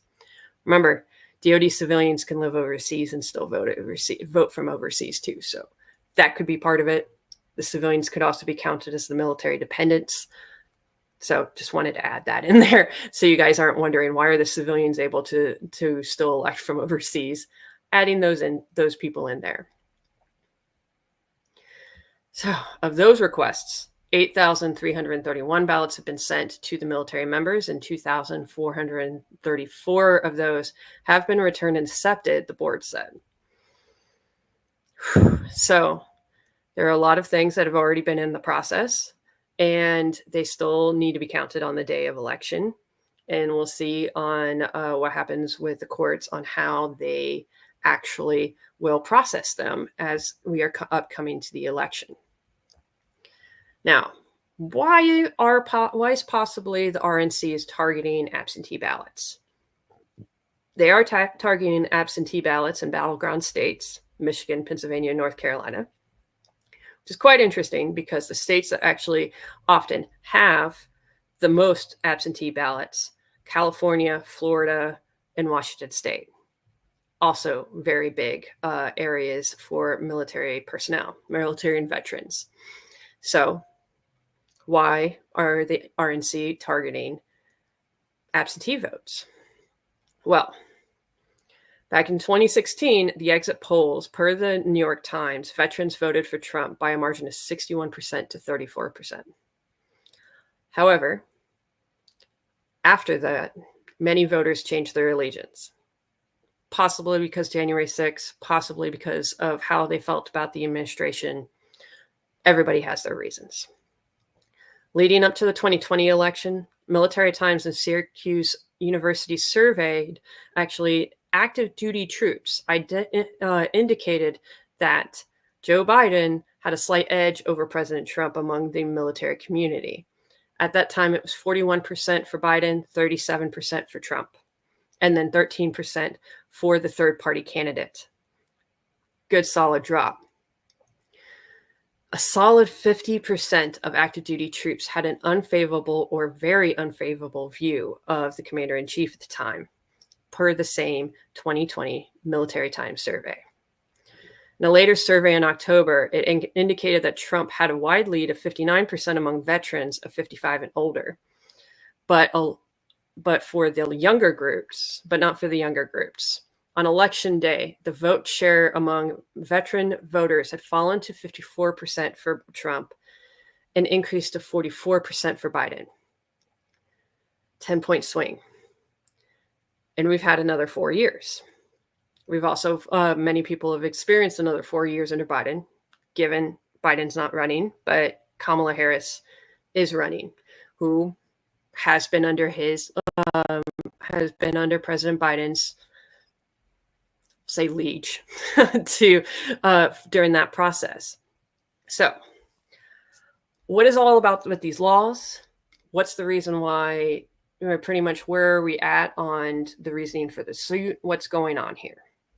So Congress passed a law in 1986 that was signed by then President Ronald Reagan, requiring states to allow certain groups of citizens to register and vote absentee in federal elections. This is known as the Uniformed and Overseas Citizens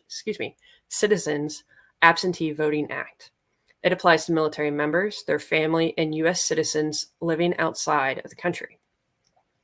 In 2020, states sent more than 1.2 million ballots to military and overseas voters. Of those, more than 900,000 were returned, nearly 890,000 were counted, according to the data collected by the U.S. Election Assistance Commission. Before 2016, military members and eligible family members represented most of these voters, according to the commission. But that has shifted slightly. In 2020, overseas citizens accounted for 57% of registered voters, and overall 40% of all military and overseas ballots were cast in 3 states: California, Florida, and Washington. That shift could possibly explain why Trump and other Republicans may be turning on the program. That and the polls that have been going out, that's been leaning more towards Democratic. Younger veterans and military members are known to go more for lean more Democrat side. So there is a way that they're trying to focus on challenging the vote to possibly discount it. The Federal Voting Assistance Program, which supports military and overseas voters, estimates that 2.8 U.S. citizens of voting age were living overseas in 2022. That number has probably only grown since then. So we got to keep a good eye out on what's going on. The courts are still going to be battling in North Carolina. I wouldn't be surprised that there may be suits also coming up in Florida, because Florida is still a teeter-tottering battleground state. Not just saying that because I'm a Floridian, but it is pretty close on what's going on. Because in Florida, the amount of registration for GOP for the RNC has actually increased and outnumbered the Democrats for the first time. But there has been a big swing and a big boost in the polls in the last month going towards Kamala Harris.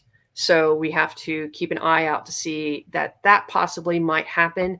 And I just hope to God we don't have another ballot counting fiasco that we had over 20 years ago.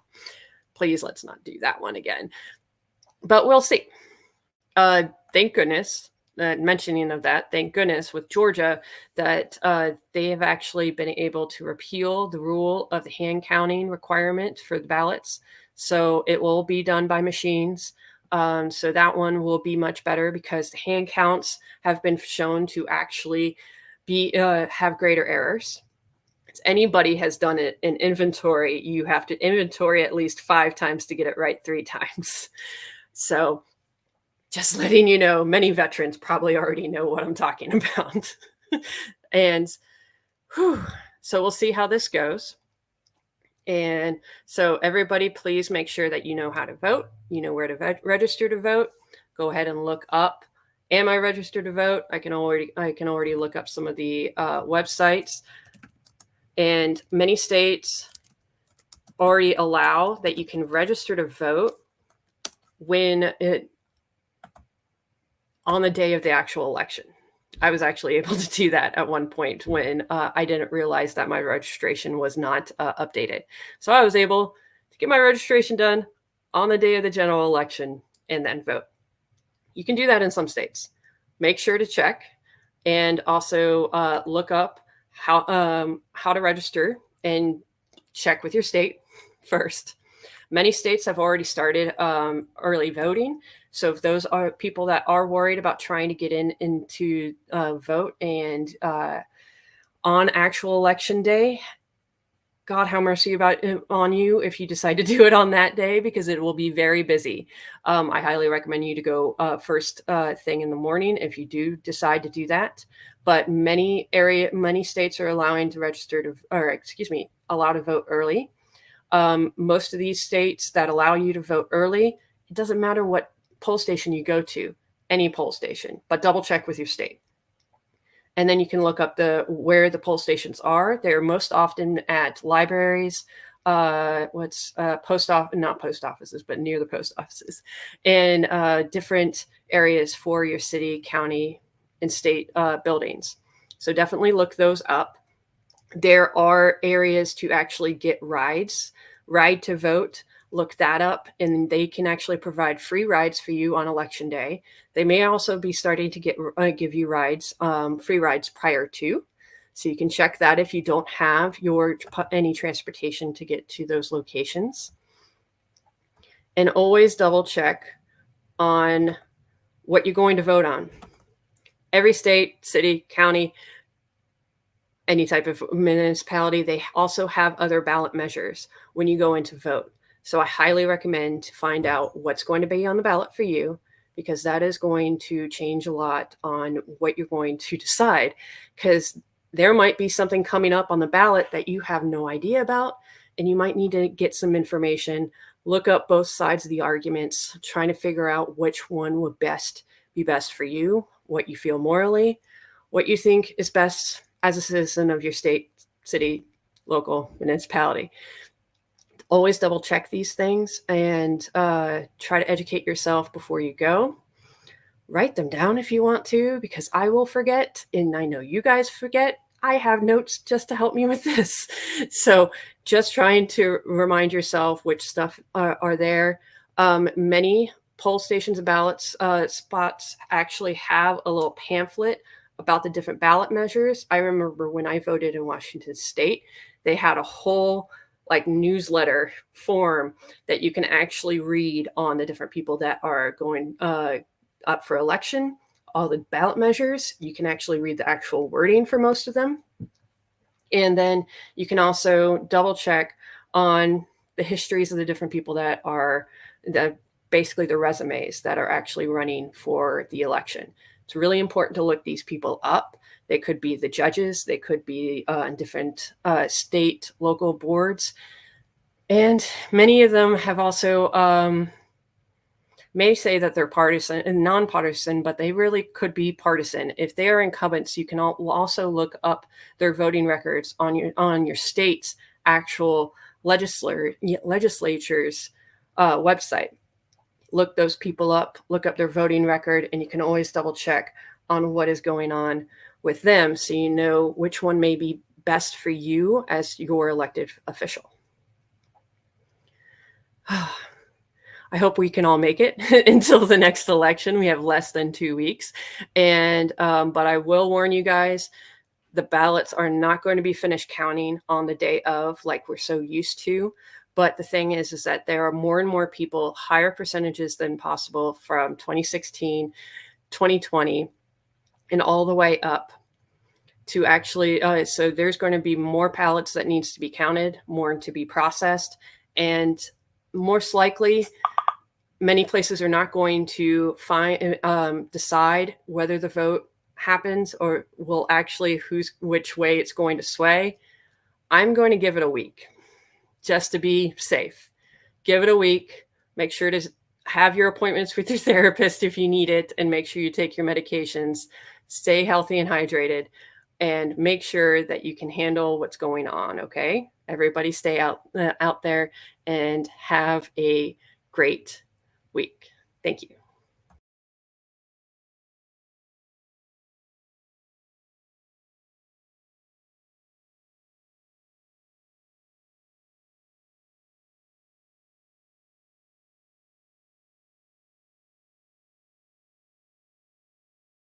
Information and resources are empowered intentionally.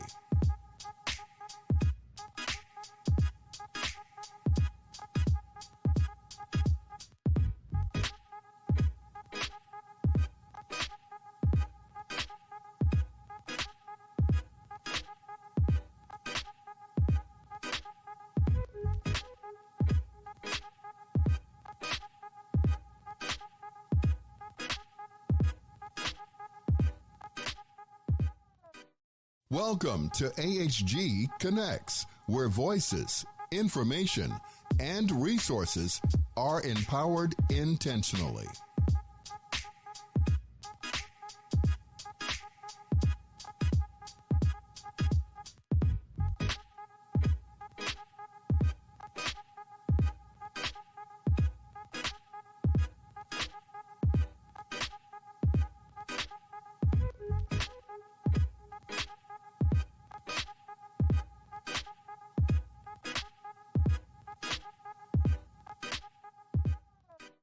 Welcome to AHG Connects, where voices, information, and resources are empowered intentionally.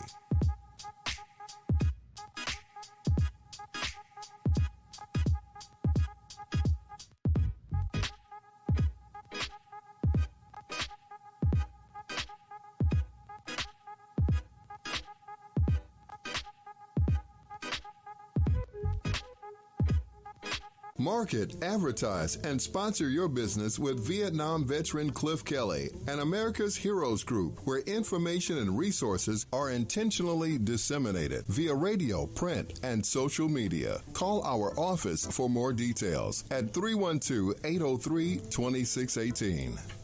Market, advertise, and sponsor your business with Ken Jennings. All of us here at Jeopardy want to thank you for your service to our nation. We truly honor and appreciate you, and what's more, we're looking for contestants like you to play on our show. So head to Jeopardy.com now and take the Anytime test, and we're looking forward to seeing you soon right here on the Alex Trebek stage.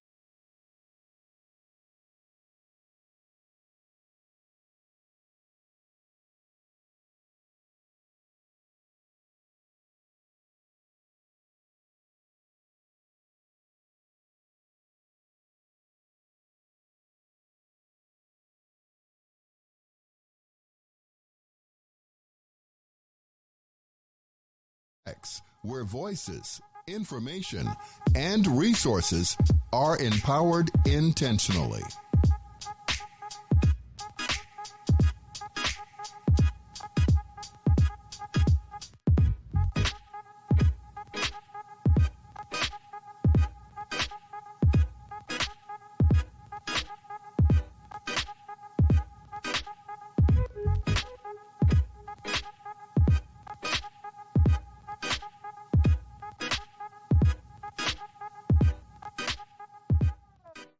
Welcome to AHG Connects, where voices, information, and resources are empowered intentionally.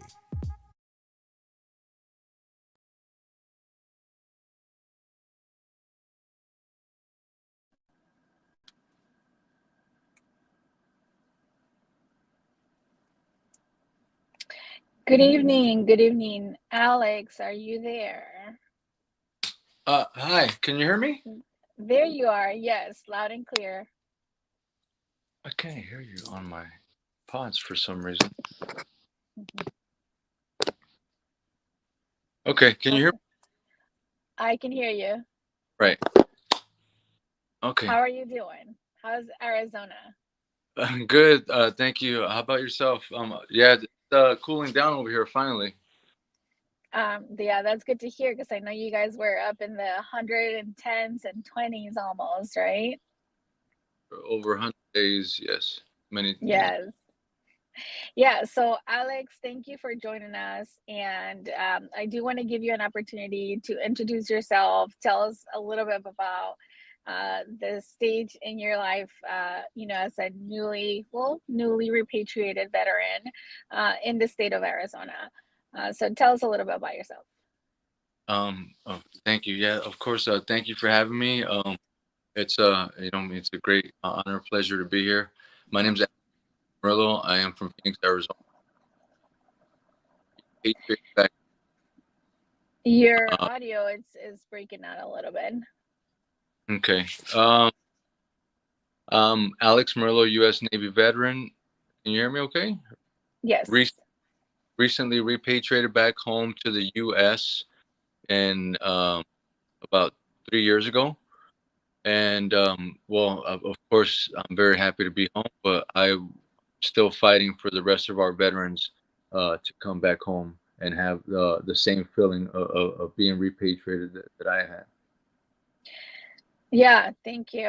And like you said, you're still fighting for those who are not back yet, right? And for those of you who are just joining us and listening to us, my name is Anitza. I go by D.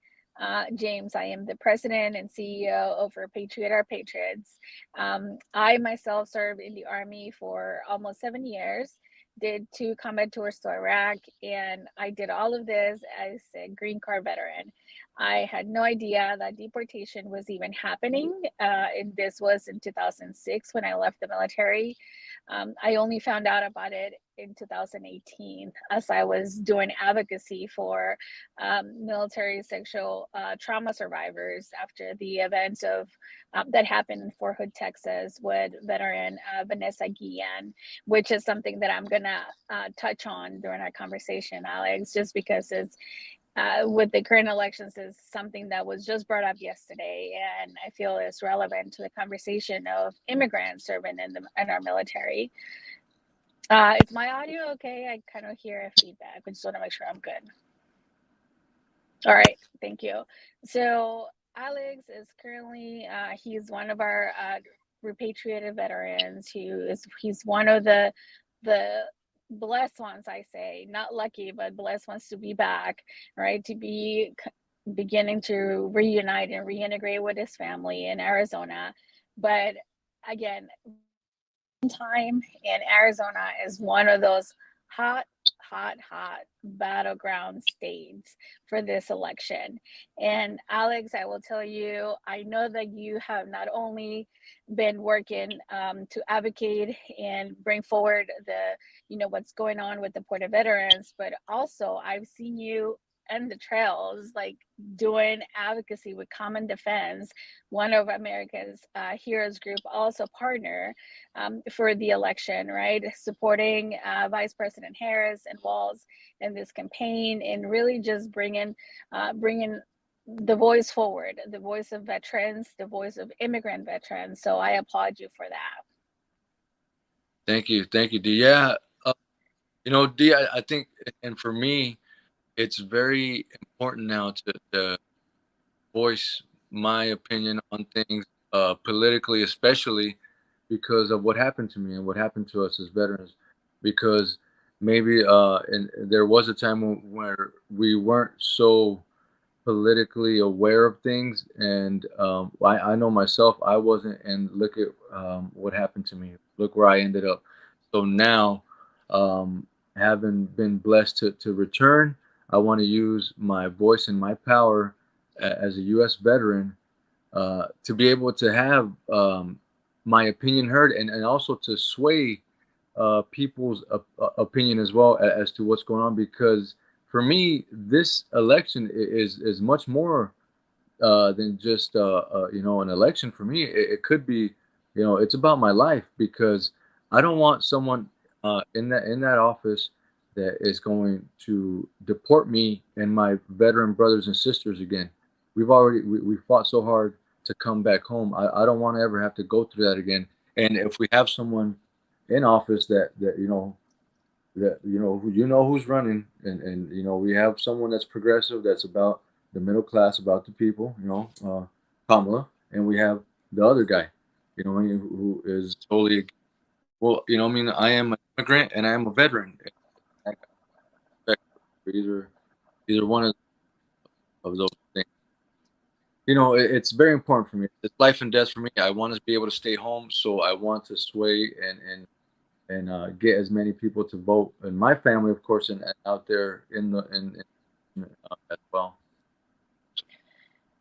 Yeah, absolutely. And I know, and I want to hear your comments and feedback on this story that was recently published by one of the medias from Tucson, right? The interview that you did where about Representative Siscomani, right? Siscomani was approached and was I think I can't remember the name of the media that provided that report, but they reached out to his office and they asked him what was his position and what is his stand on helping veterans who have been deported, and will he do something about it? And his office didn't get back to the media outlet, right, until later on, and they found out that, and I'm not just gonna tell it because I know you were part of this. So can you tell us a little bit more about this interaction,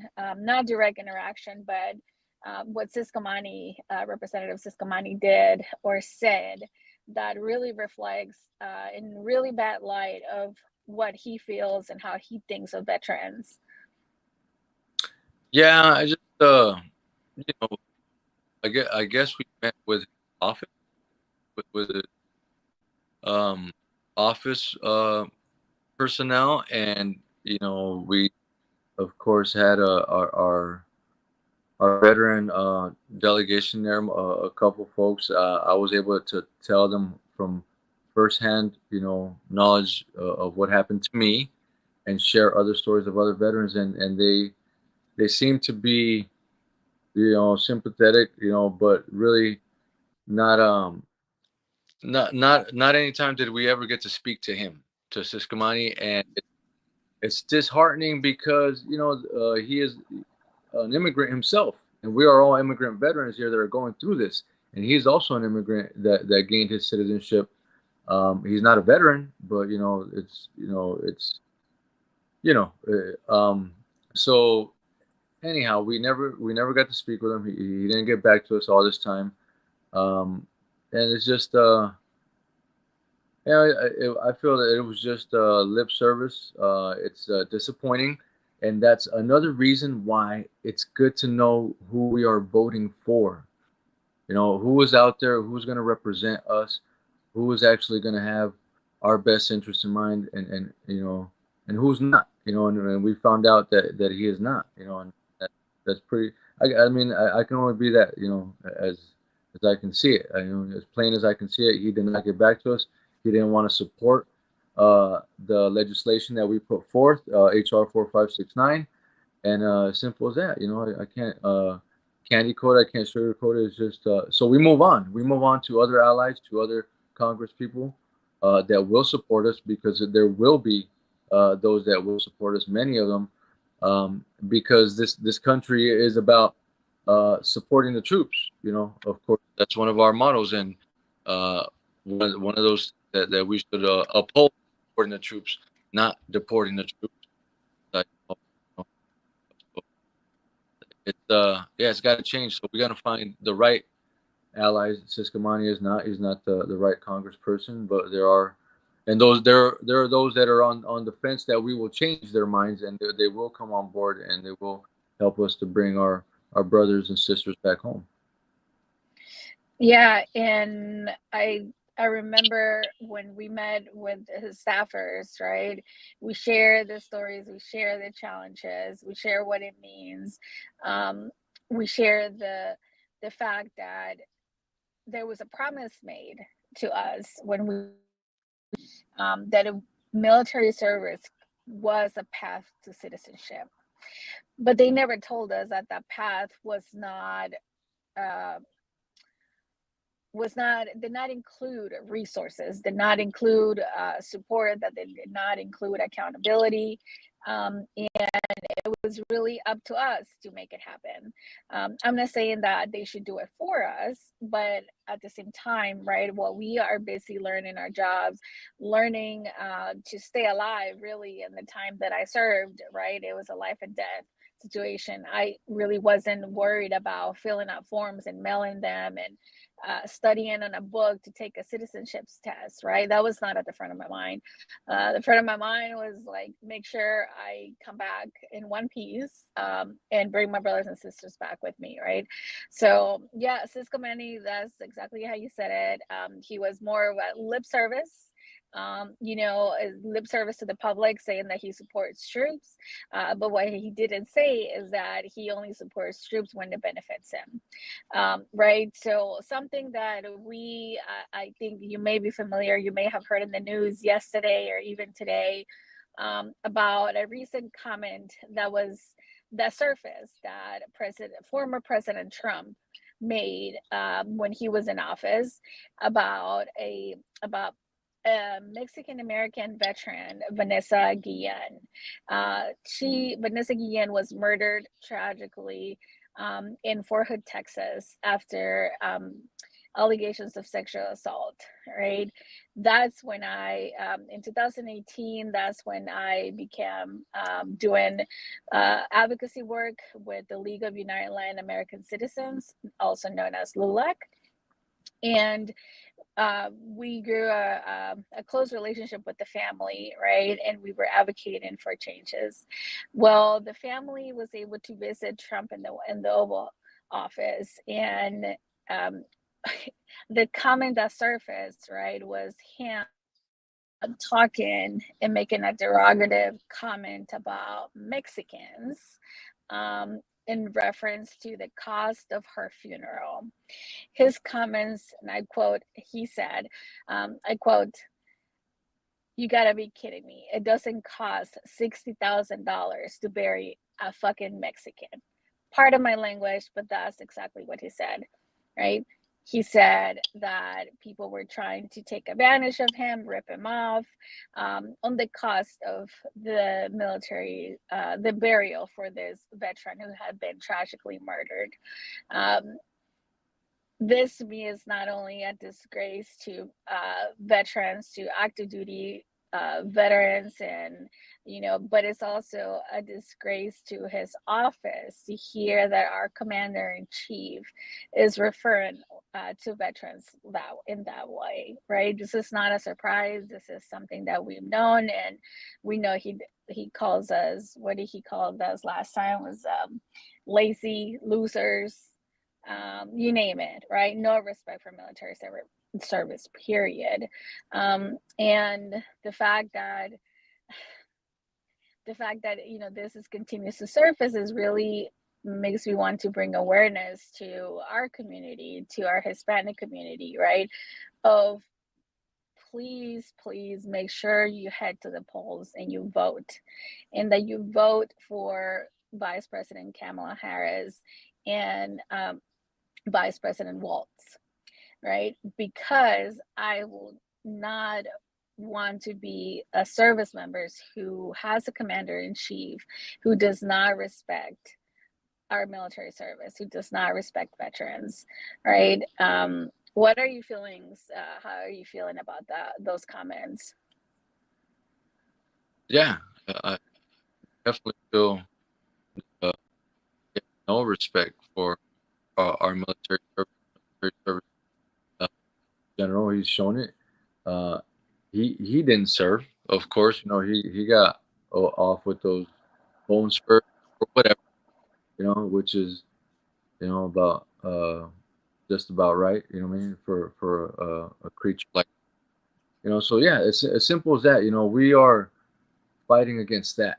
We're fighting against that inhumanity that is within that person, that he doesn't care about anything but himself. He's trying to keep himself out of jail, but at the same time, he's always been this way. You saw with the Central Park 5, he took out a full-pay dad saying that they should be executed or some to that effect when they were innocent the whole time. And he's always been racist.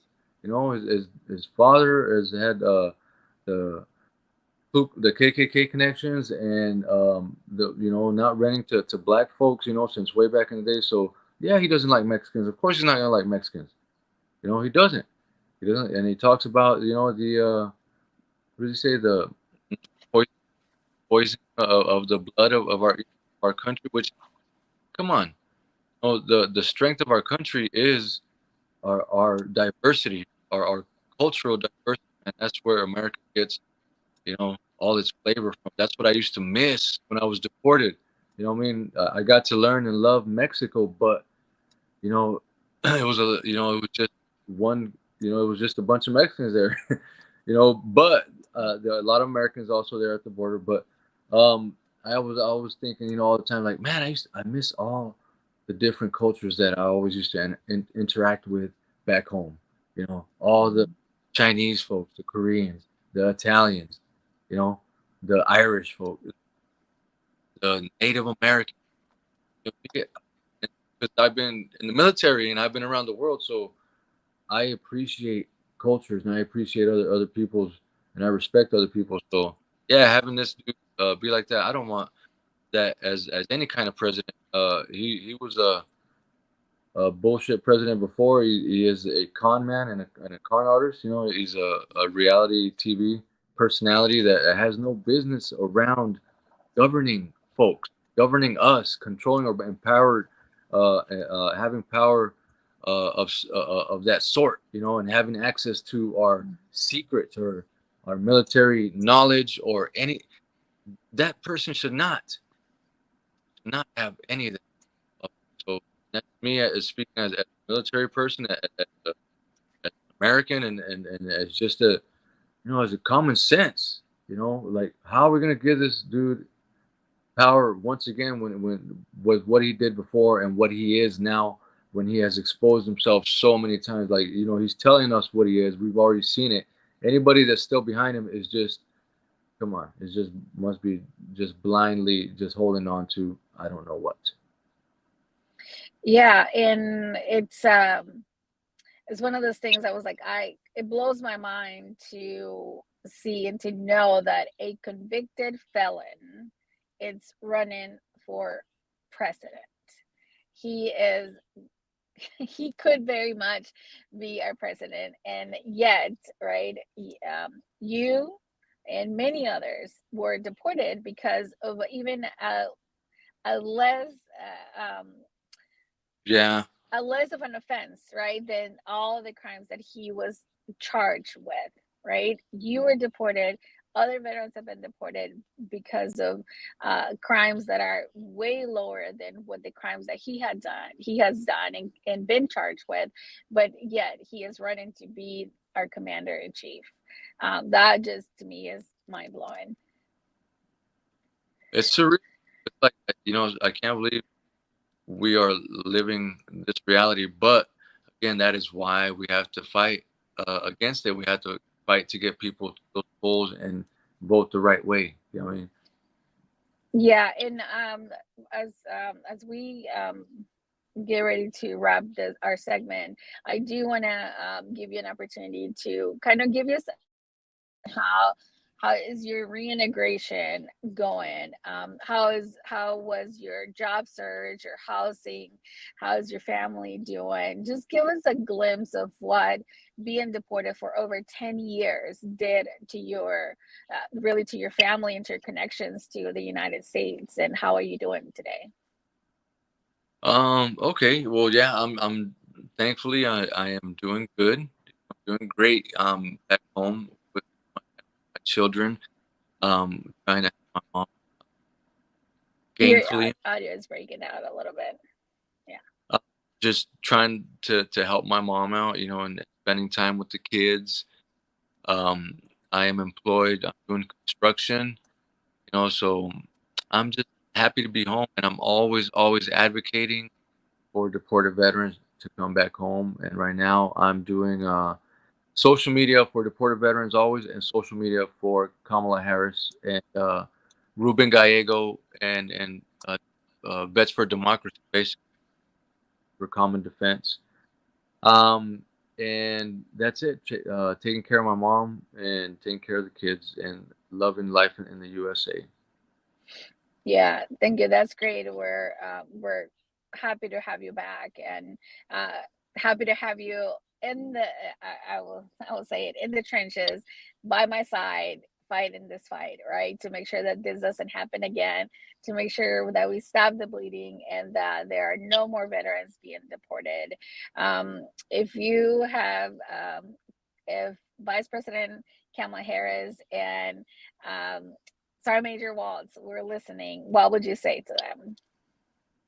I would say, let's go, let's win. We're not going back. We're all pulling for you, and we're all fighting right alongside you to get this W. That's it. And yeah, and I would just add, Sergeant Major Waltz, you know how we take care of our own. You know what we do. It's about taking care of our service members, and we are really looking forward to the inauguration date, where President Harris comes into office and he becomes our vice president and can really bring some positive change, not only for our military and our veterans, but for the community and the United States as a whole. I have two things to ask. What was something that you missed the most while you were deported? And what was the food? What was one item that you missed the most from the United States? That was like your first meal that you came and got when you got back to the US. Oh wow. Well, yeah, the traditional, of course, hamburger. Now got the cheeseburger. What I missed the most while I was over there, of course, was my family, my children, and like I said, just the diversity of cultures that I have access to here. And always used to think about. I wish I would have went, to see the Statue of Liberty, and I'm going to New York now for the Veterans Parade, so I'm very happy about that. Yeah, just that's it. I just want to be. That's great. And we have about 5 minutes here, and I just want to give the audience an update on what Repatriate Our Patriots is about, what our mission is, and what are some of the things that we're currently working on. So Repatriate Our Patriots is a nonprofit organization. It was founded in 2018 by an Army veteran, and who wanted to bring change, right? And make the wrong right of what had been happening with our veterans who have been deported. So Repatriate Our Patriots' mission is to help those who have been deported to be repatriated and come back to the United States. Also to advocate and to prevent future deportations. This cannot be something that continues to happen, right? So we advocate for any in legislative process. We don't. We also make sure that the community is aware and that knows what is going on, what are some of the challenges that service members face when they join the military as non-citizens, right? And what is needed from the community to bring permanent change to this.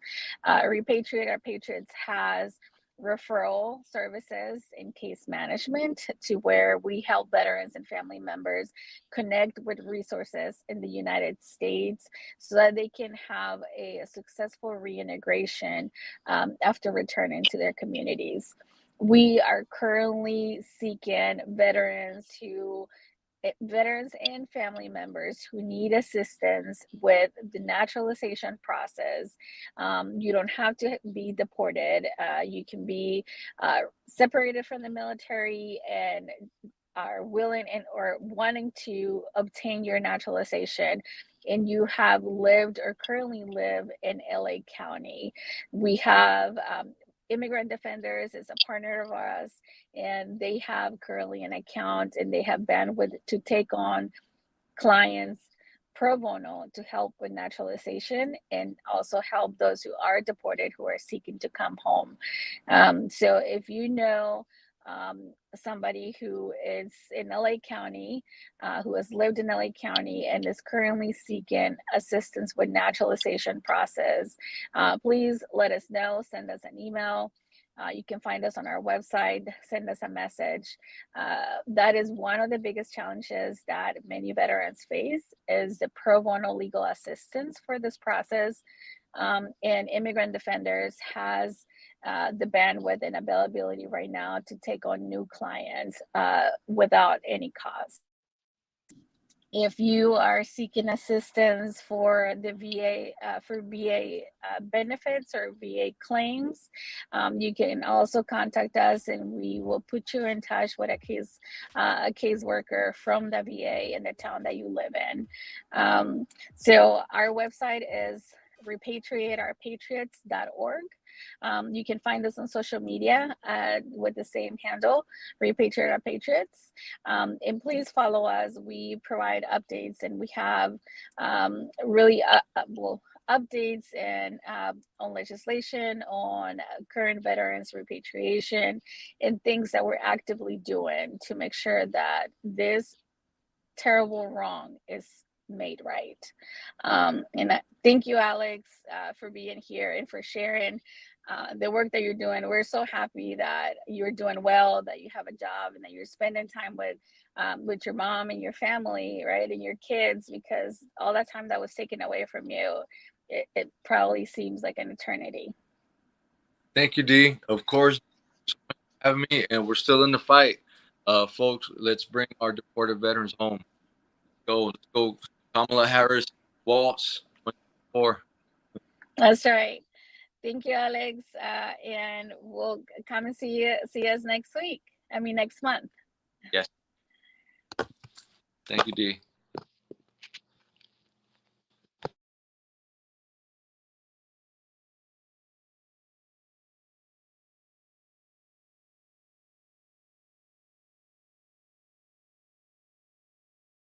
Where voices, information, and resources are empowered intentionally.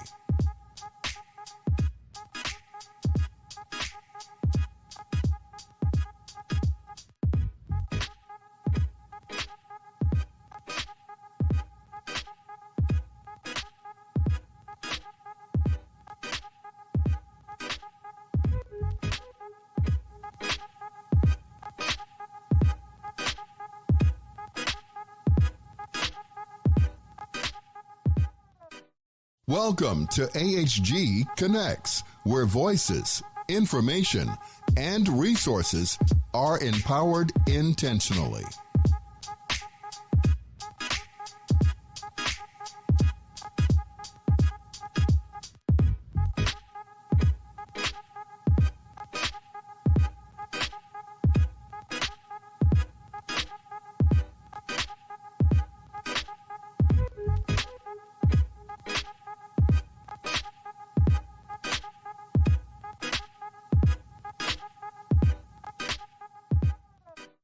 Welcome to AHG Connects, where voices, information, and resources are empowered intentionally. Market, advertise, and sponsor your business with Vietnam veteran Cliff Kelly and America's Heroes Group, where information and resources are intentionally disseminated via radio, print, and social media. Call our office for more details at 312-803-2618.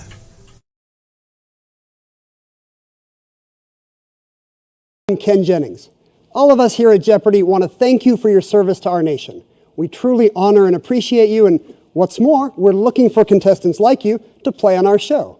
So head to Jeopardy.com now and take the Anytime test, and we're looking forward to seeing you soon right here on the Alex Trebek stage.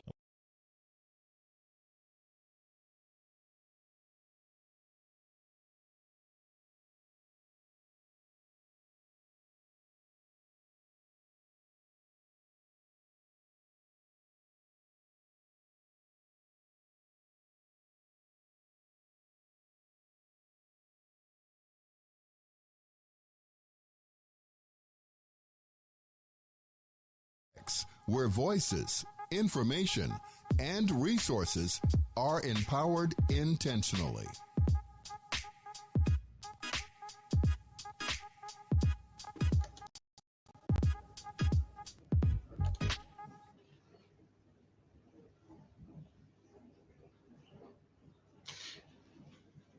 I'm delighted to be back on the network broadcasting again, and today I'm going to be joined by Phil Ittner. He is a veteran broadcaster. He is now currently based in Kiev, Ukraine, and produces a weekly conversational interview podcast called On the Edge.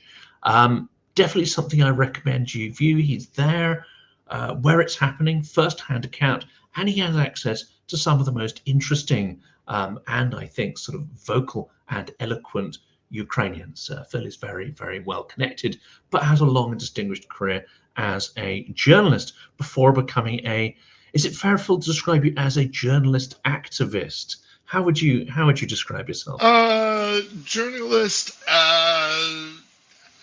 activist? I don't, advocate perhaps, journalistic, enthusiastic supporter of Ukraine. I clearly have I've taken a side in this conflict, unlike what normally you do professionally. I'm on the side of Ukraine, and I'm unabashed about it. And that's interesting, isn't it? Because I think there are other journalists who have espoused working for big networks. There's Joseph Lindsley, who's based in Kharkiv. We have John Sweeney, who's been in Kiev, quite a big part of the conflict as well. And it seems that if you want to cover this in detail, and if you want to cover this war in your own way, you have to find your own method to create an income stream, to create an audience. It's very difficult to do what you're doing and what some other journalists are doing in the context of, I would say, traditional legacy media formats and commercial structures. Yeah, and it's a rather depressing display of the state of affairs of modern journalism that this war is going on so woefully underreported by establishment or mainstream or corporate or legacy, whatever term you want to put onto it. They're simply not here. They're not covering this war, and that, and in no small part because of on the international stage what's happening in the Holy Land. But obviously, the American elections are also taking up a lot of the oxygen. Still, having said that, there is no major network, to my mind, American or British, although the BBC, I'm sure, has some sort of presence here. But no major, none of the big networks in the States certainly have a permanent presence here.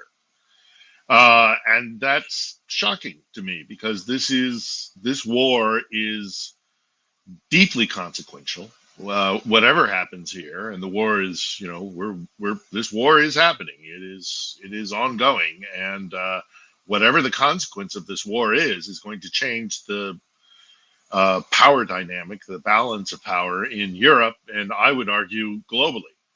But it is what it is. Having worked in journalism, for the big corporate journalism, CBS, CNN, Fox, Sky, take your pick, NBC. It's a cost evaluation, I'm afraid. And it's just simply too costly to have somebody here all the time. And I don't know what that says about either maybe the media companies or whether that says more about audience attentiveness to this story. And this is a problem in many ways, isn't it? And it also gets to some of, I'd say, the structural issues with the media and how it's financed, because unless you have people embedded in the country, unless you have people who've dedicated a significant portion of their careers to understanding local context, then they're in some ways very much susceptible either to the vagaries of the sort of day-by-day, blow-by-blow news cycle. So you get a sense of events happening, but you don't get the bigger strategic picture, or even worse, they may be susceptible to falling for Russian propaganda narratives. Now, there are, of course, exceptions. You have someone like Luke Harding, who writes for the Guardian, UK Guardian newspaper, and he has covered what's happening in Russia, you know, for a good, however many years it is 15, 20, I don't know how many, but of course he's dedicated to that.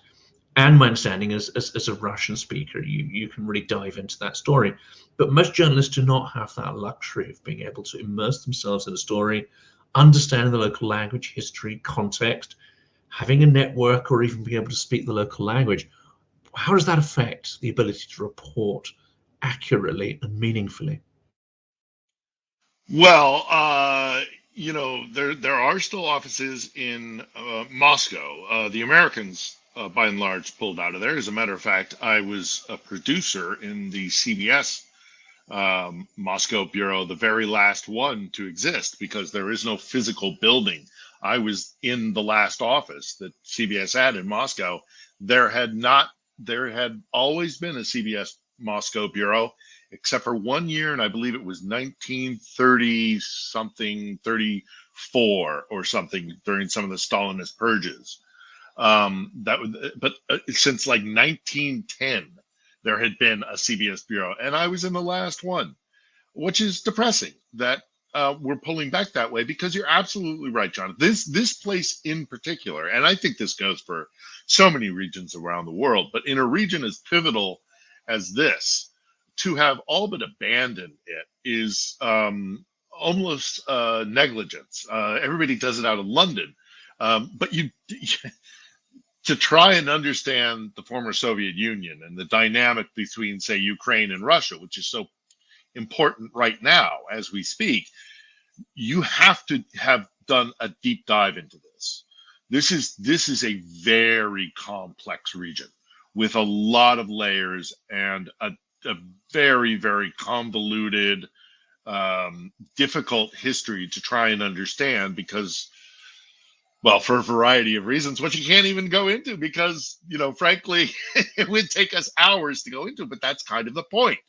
You can't just skirt on the surface of this region, and many other regions as well. I mean, this is a larger picture problem with the industry. But when we're talking about this war, which again is such a pivotal war, and a region which is such a pivotal region, to not have a permanent presence here with, as you say, people who speak the local language, that have contacts with local influencers, whether they're politicians or industry or military or, you know, whatever it is you can't do the job properly.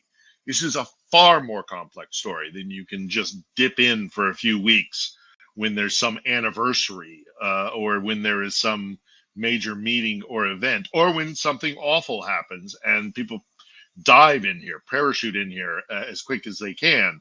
That just doesn't cut it, because this is not something to be handled in an ad hoc kind of lazy way, where it's just, I'll pop in and you know, I'll do a week or two and then I'll leave.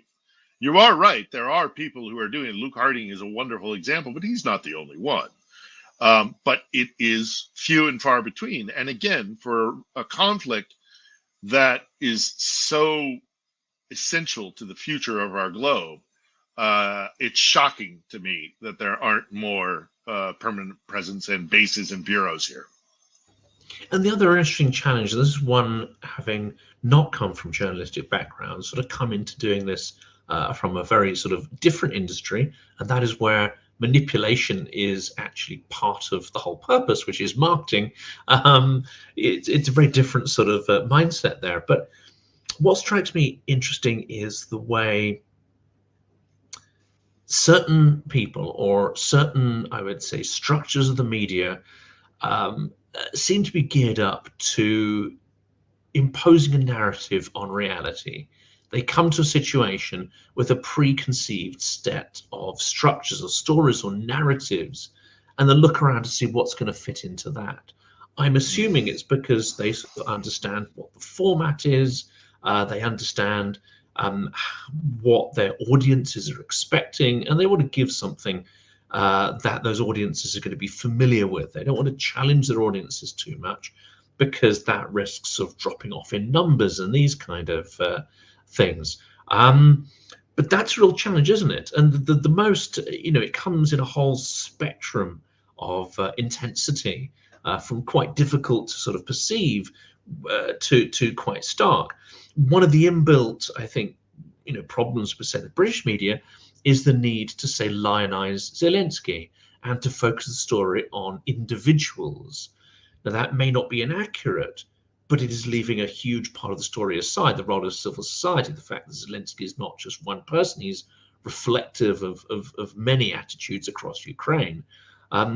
That's maybe understandable, not great, but it's not the worst example. Some of the worst examples are where journalists will turn up, and I know in the full-scale, prior to full-scale war, and even after, people have told me this happens a lot. They turn up and they say, okay, well, they're looking for something, and often they're looking for Nazis. They're looking for that whole angle. Where's the Azov Nazis? Where's the far right? Where's this? They're looking for a particular kind of push-button framing of the story, which in no way affects the complex reality on the ground. How can this be tackled? And is it a really deep structural problem with the way commercial media works? Well, I'm afraid it's even worse than the way you describe it, Jonathan.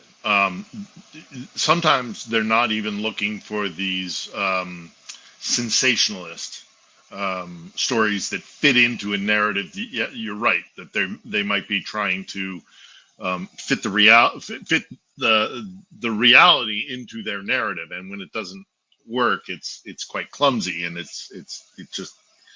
And then they're susceptible to Moscow's manipulation, all the rest of it. But I say it's even worse than the way you describe it, is that sadly, it's not even about oftentimes sensationalist material or stories. What they're looking for is what we used to call in the industry the bang bang. They're looking for the bang bang. They're looking for the stuff that plays well on television. If it's obviously print and broadcast media have a very different series of metrics of stories that they're looking for, but the television guys, having been a television producer and reporter for many years of my life, you are expected, your editor back in New York or London wants you to get material that is going to draw the eye, and that tends to be pretty emotional, touchpad, stuff that's going to fire up the emotions quickly. So that is orphans and refugees and that sort of thing. It's, of course, as I say, the bang bang with people, guys running around shooting at one another and explosions. It's the stuff that gets you emotional because, and again, this is just the sad fact of the way things are. The objective oftentimes for most of these news organizations, they're delivering the news, ironically, is a secondary issue. Making profit is the primary issue. Now, obviously, there are different models. Not everything fits into what I'm describing, but by and large, the industry, certainly the corporate side of things. So this happens, it may not happen at the BBC, although the BBC is also now having to play in this arena just because this is the atmosphere. But you have Sky News, in the United States, we have NPR, or we have, other publicly funded ways of delivering news. But the guys who are with the biggest amount of equipment and the biggest amount of resources tend to be the guys who are for profit. So your CNNs, your big networks, because they're looking to sell airtime. And sadly, it just comes down to the fact that it's more about making money. As the media landscape continues to change, the guys with big overhead need to pay their bills and they need to sell airtime. And so in order to do that, they'll go for the low-hanging fruit. And the low-hanging fruit tends to be pretty surface level stuff. I mean, there does need to be somebody on the front line. Somebody needs to be talking to soldiers. Somebody needs to be talking to the victims of this war. You know, on the ground, you know, tip of the spear kind of stuff absolutely has to happen. But that never gets very complex. And so you don't see long, 10-minute long reports. I mean, that's even saying that's ridiculous. But you don't see these things that go into anything more than a surface level, because in this, kind of TikTok world, this world of, immediate short bursts of information, the in-depth, comprehensive stuff that requires a lot of work and legwork and living here and staying here and really spending the time, that doesn't pay. The stuff that goes boom pays. And there's another challenge. Well, we'll come on to, I would say, military secrecy, because that is something that perhaps works in Ukraine's favor on the battlefield, but not necessarily in the media space. We'll come to that in a second. Staying, though, on the structural problems of the media, we know that certainly in the Anglo-Saxon world, we have a very, I would say, sort of, typically we have two parties. Well, in the UK we have a third one, but essentially, there's two large party sort of system, and a lot of the political life and the debate is very much framed in this sort of extremely sort of partisan left-right kind of framework. And indeed, I think the media has been trained to interpret the world, or try to fit the world into such of that sort of almost divisive knockabout kind of fashion. And again, where reality refuses to fit into that, where you have people of different political persuasions finding common ground, that's not how the news is kind of geared up for that coverage. And in fact, it makes sense commercially probably to look at the more divisive elements rather than look at the areas of commonality, because they're kind of boring. I mean, where's the drama in those? And yet that is an undermining process in democracy. And let's frame that in Ukraine as well, because I think what's most fascinating about Maidan, and this doesn't really come across in much of the media coverage, is how people of different political persuasions come together in order to make Maidan a success, whereas the media focuses often on, factions within that, and to accentuate their differences. But that's not the real story in something like, the extraordinary revolution of Maidan and what's been happening in relation to Ukraine's resistance to Russian aggression since then. No, I'd agree wholeheartedly. And what's even worse, especially although I see it also in the UK, but primarily in the United States, is that media is now so fractured that it's almost like taking a side.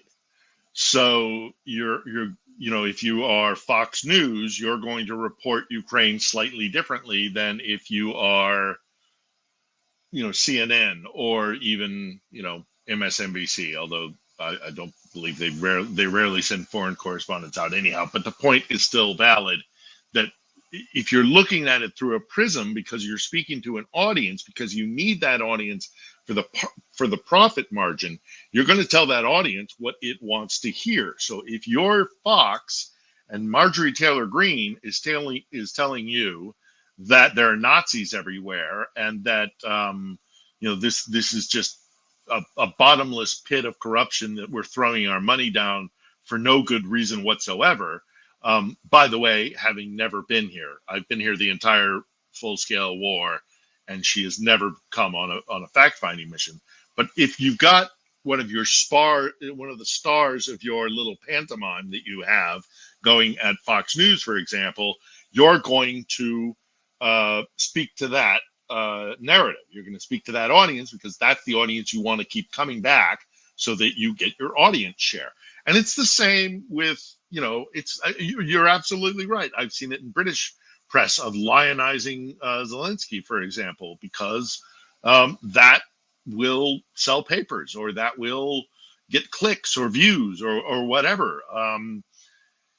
We're in a very difficult spot when it comes to the larger, more as I say, legacy or the mainstream media or what have you. But I do have cause for hope, because there are those of us who are out here doing it on our own. I am not.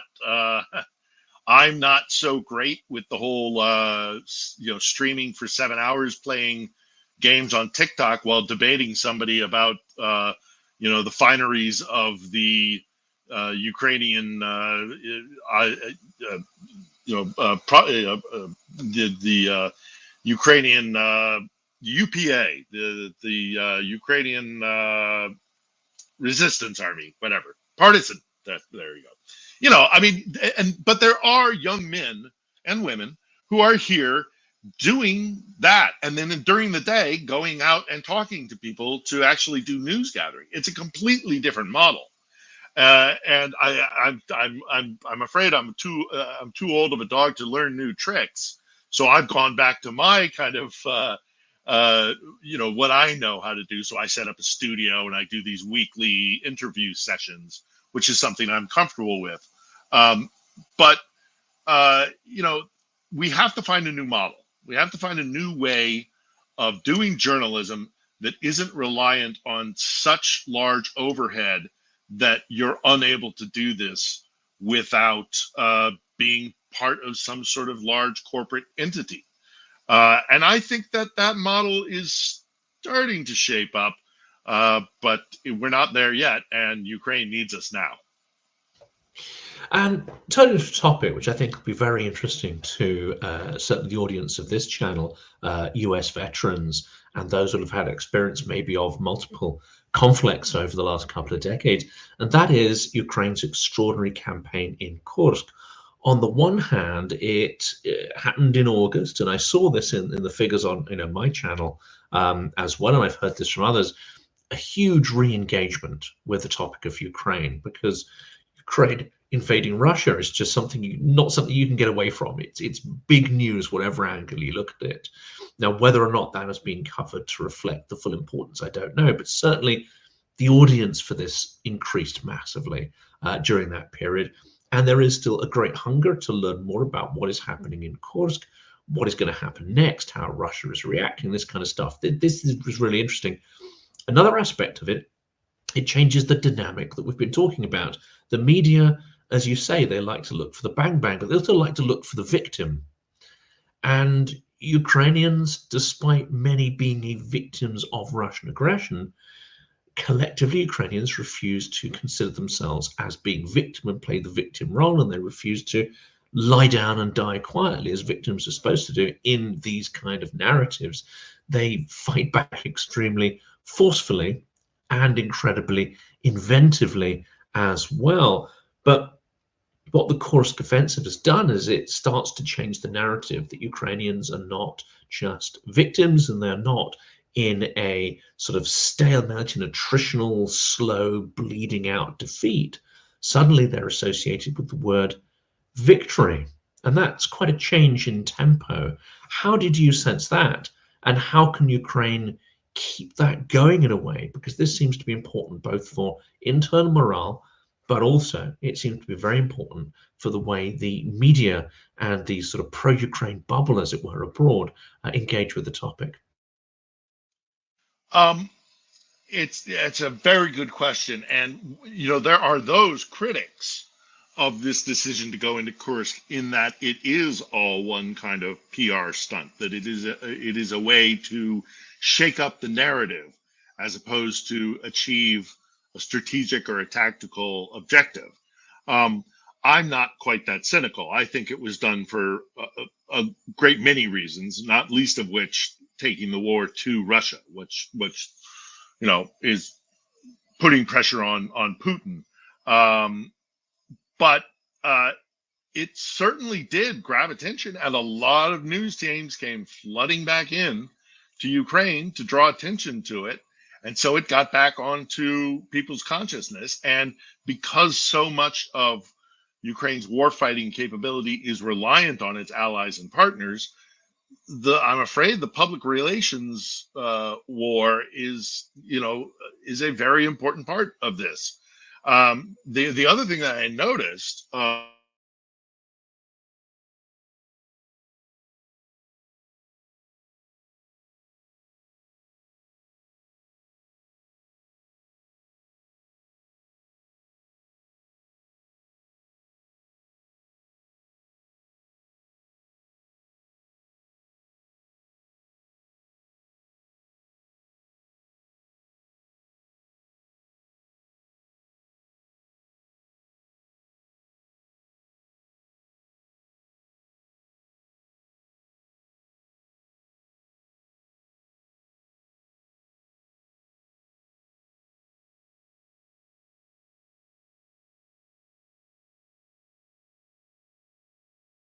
When we're talking about Kursk, is also having been embedded myself many times with U.S. forces. OPSEC was amazing.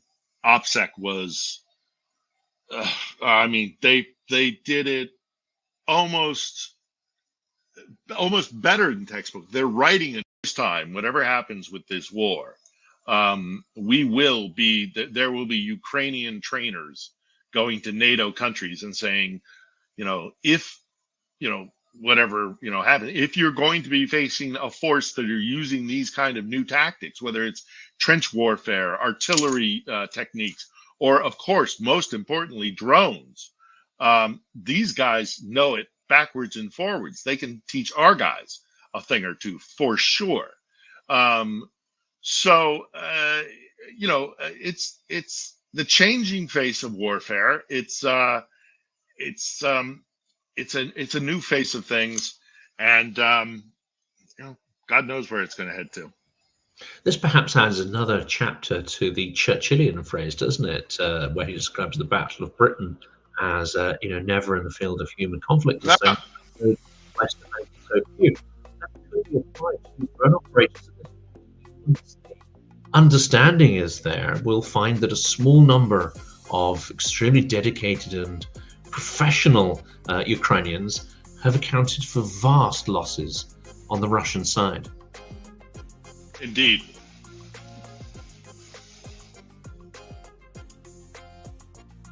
Are we getting played off? I think we sort of just talked through this bit and then it cuts off. Well, there's going to be plenty more, I think, to talk about in subsequent episodes. And for today, that's it.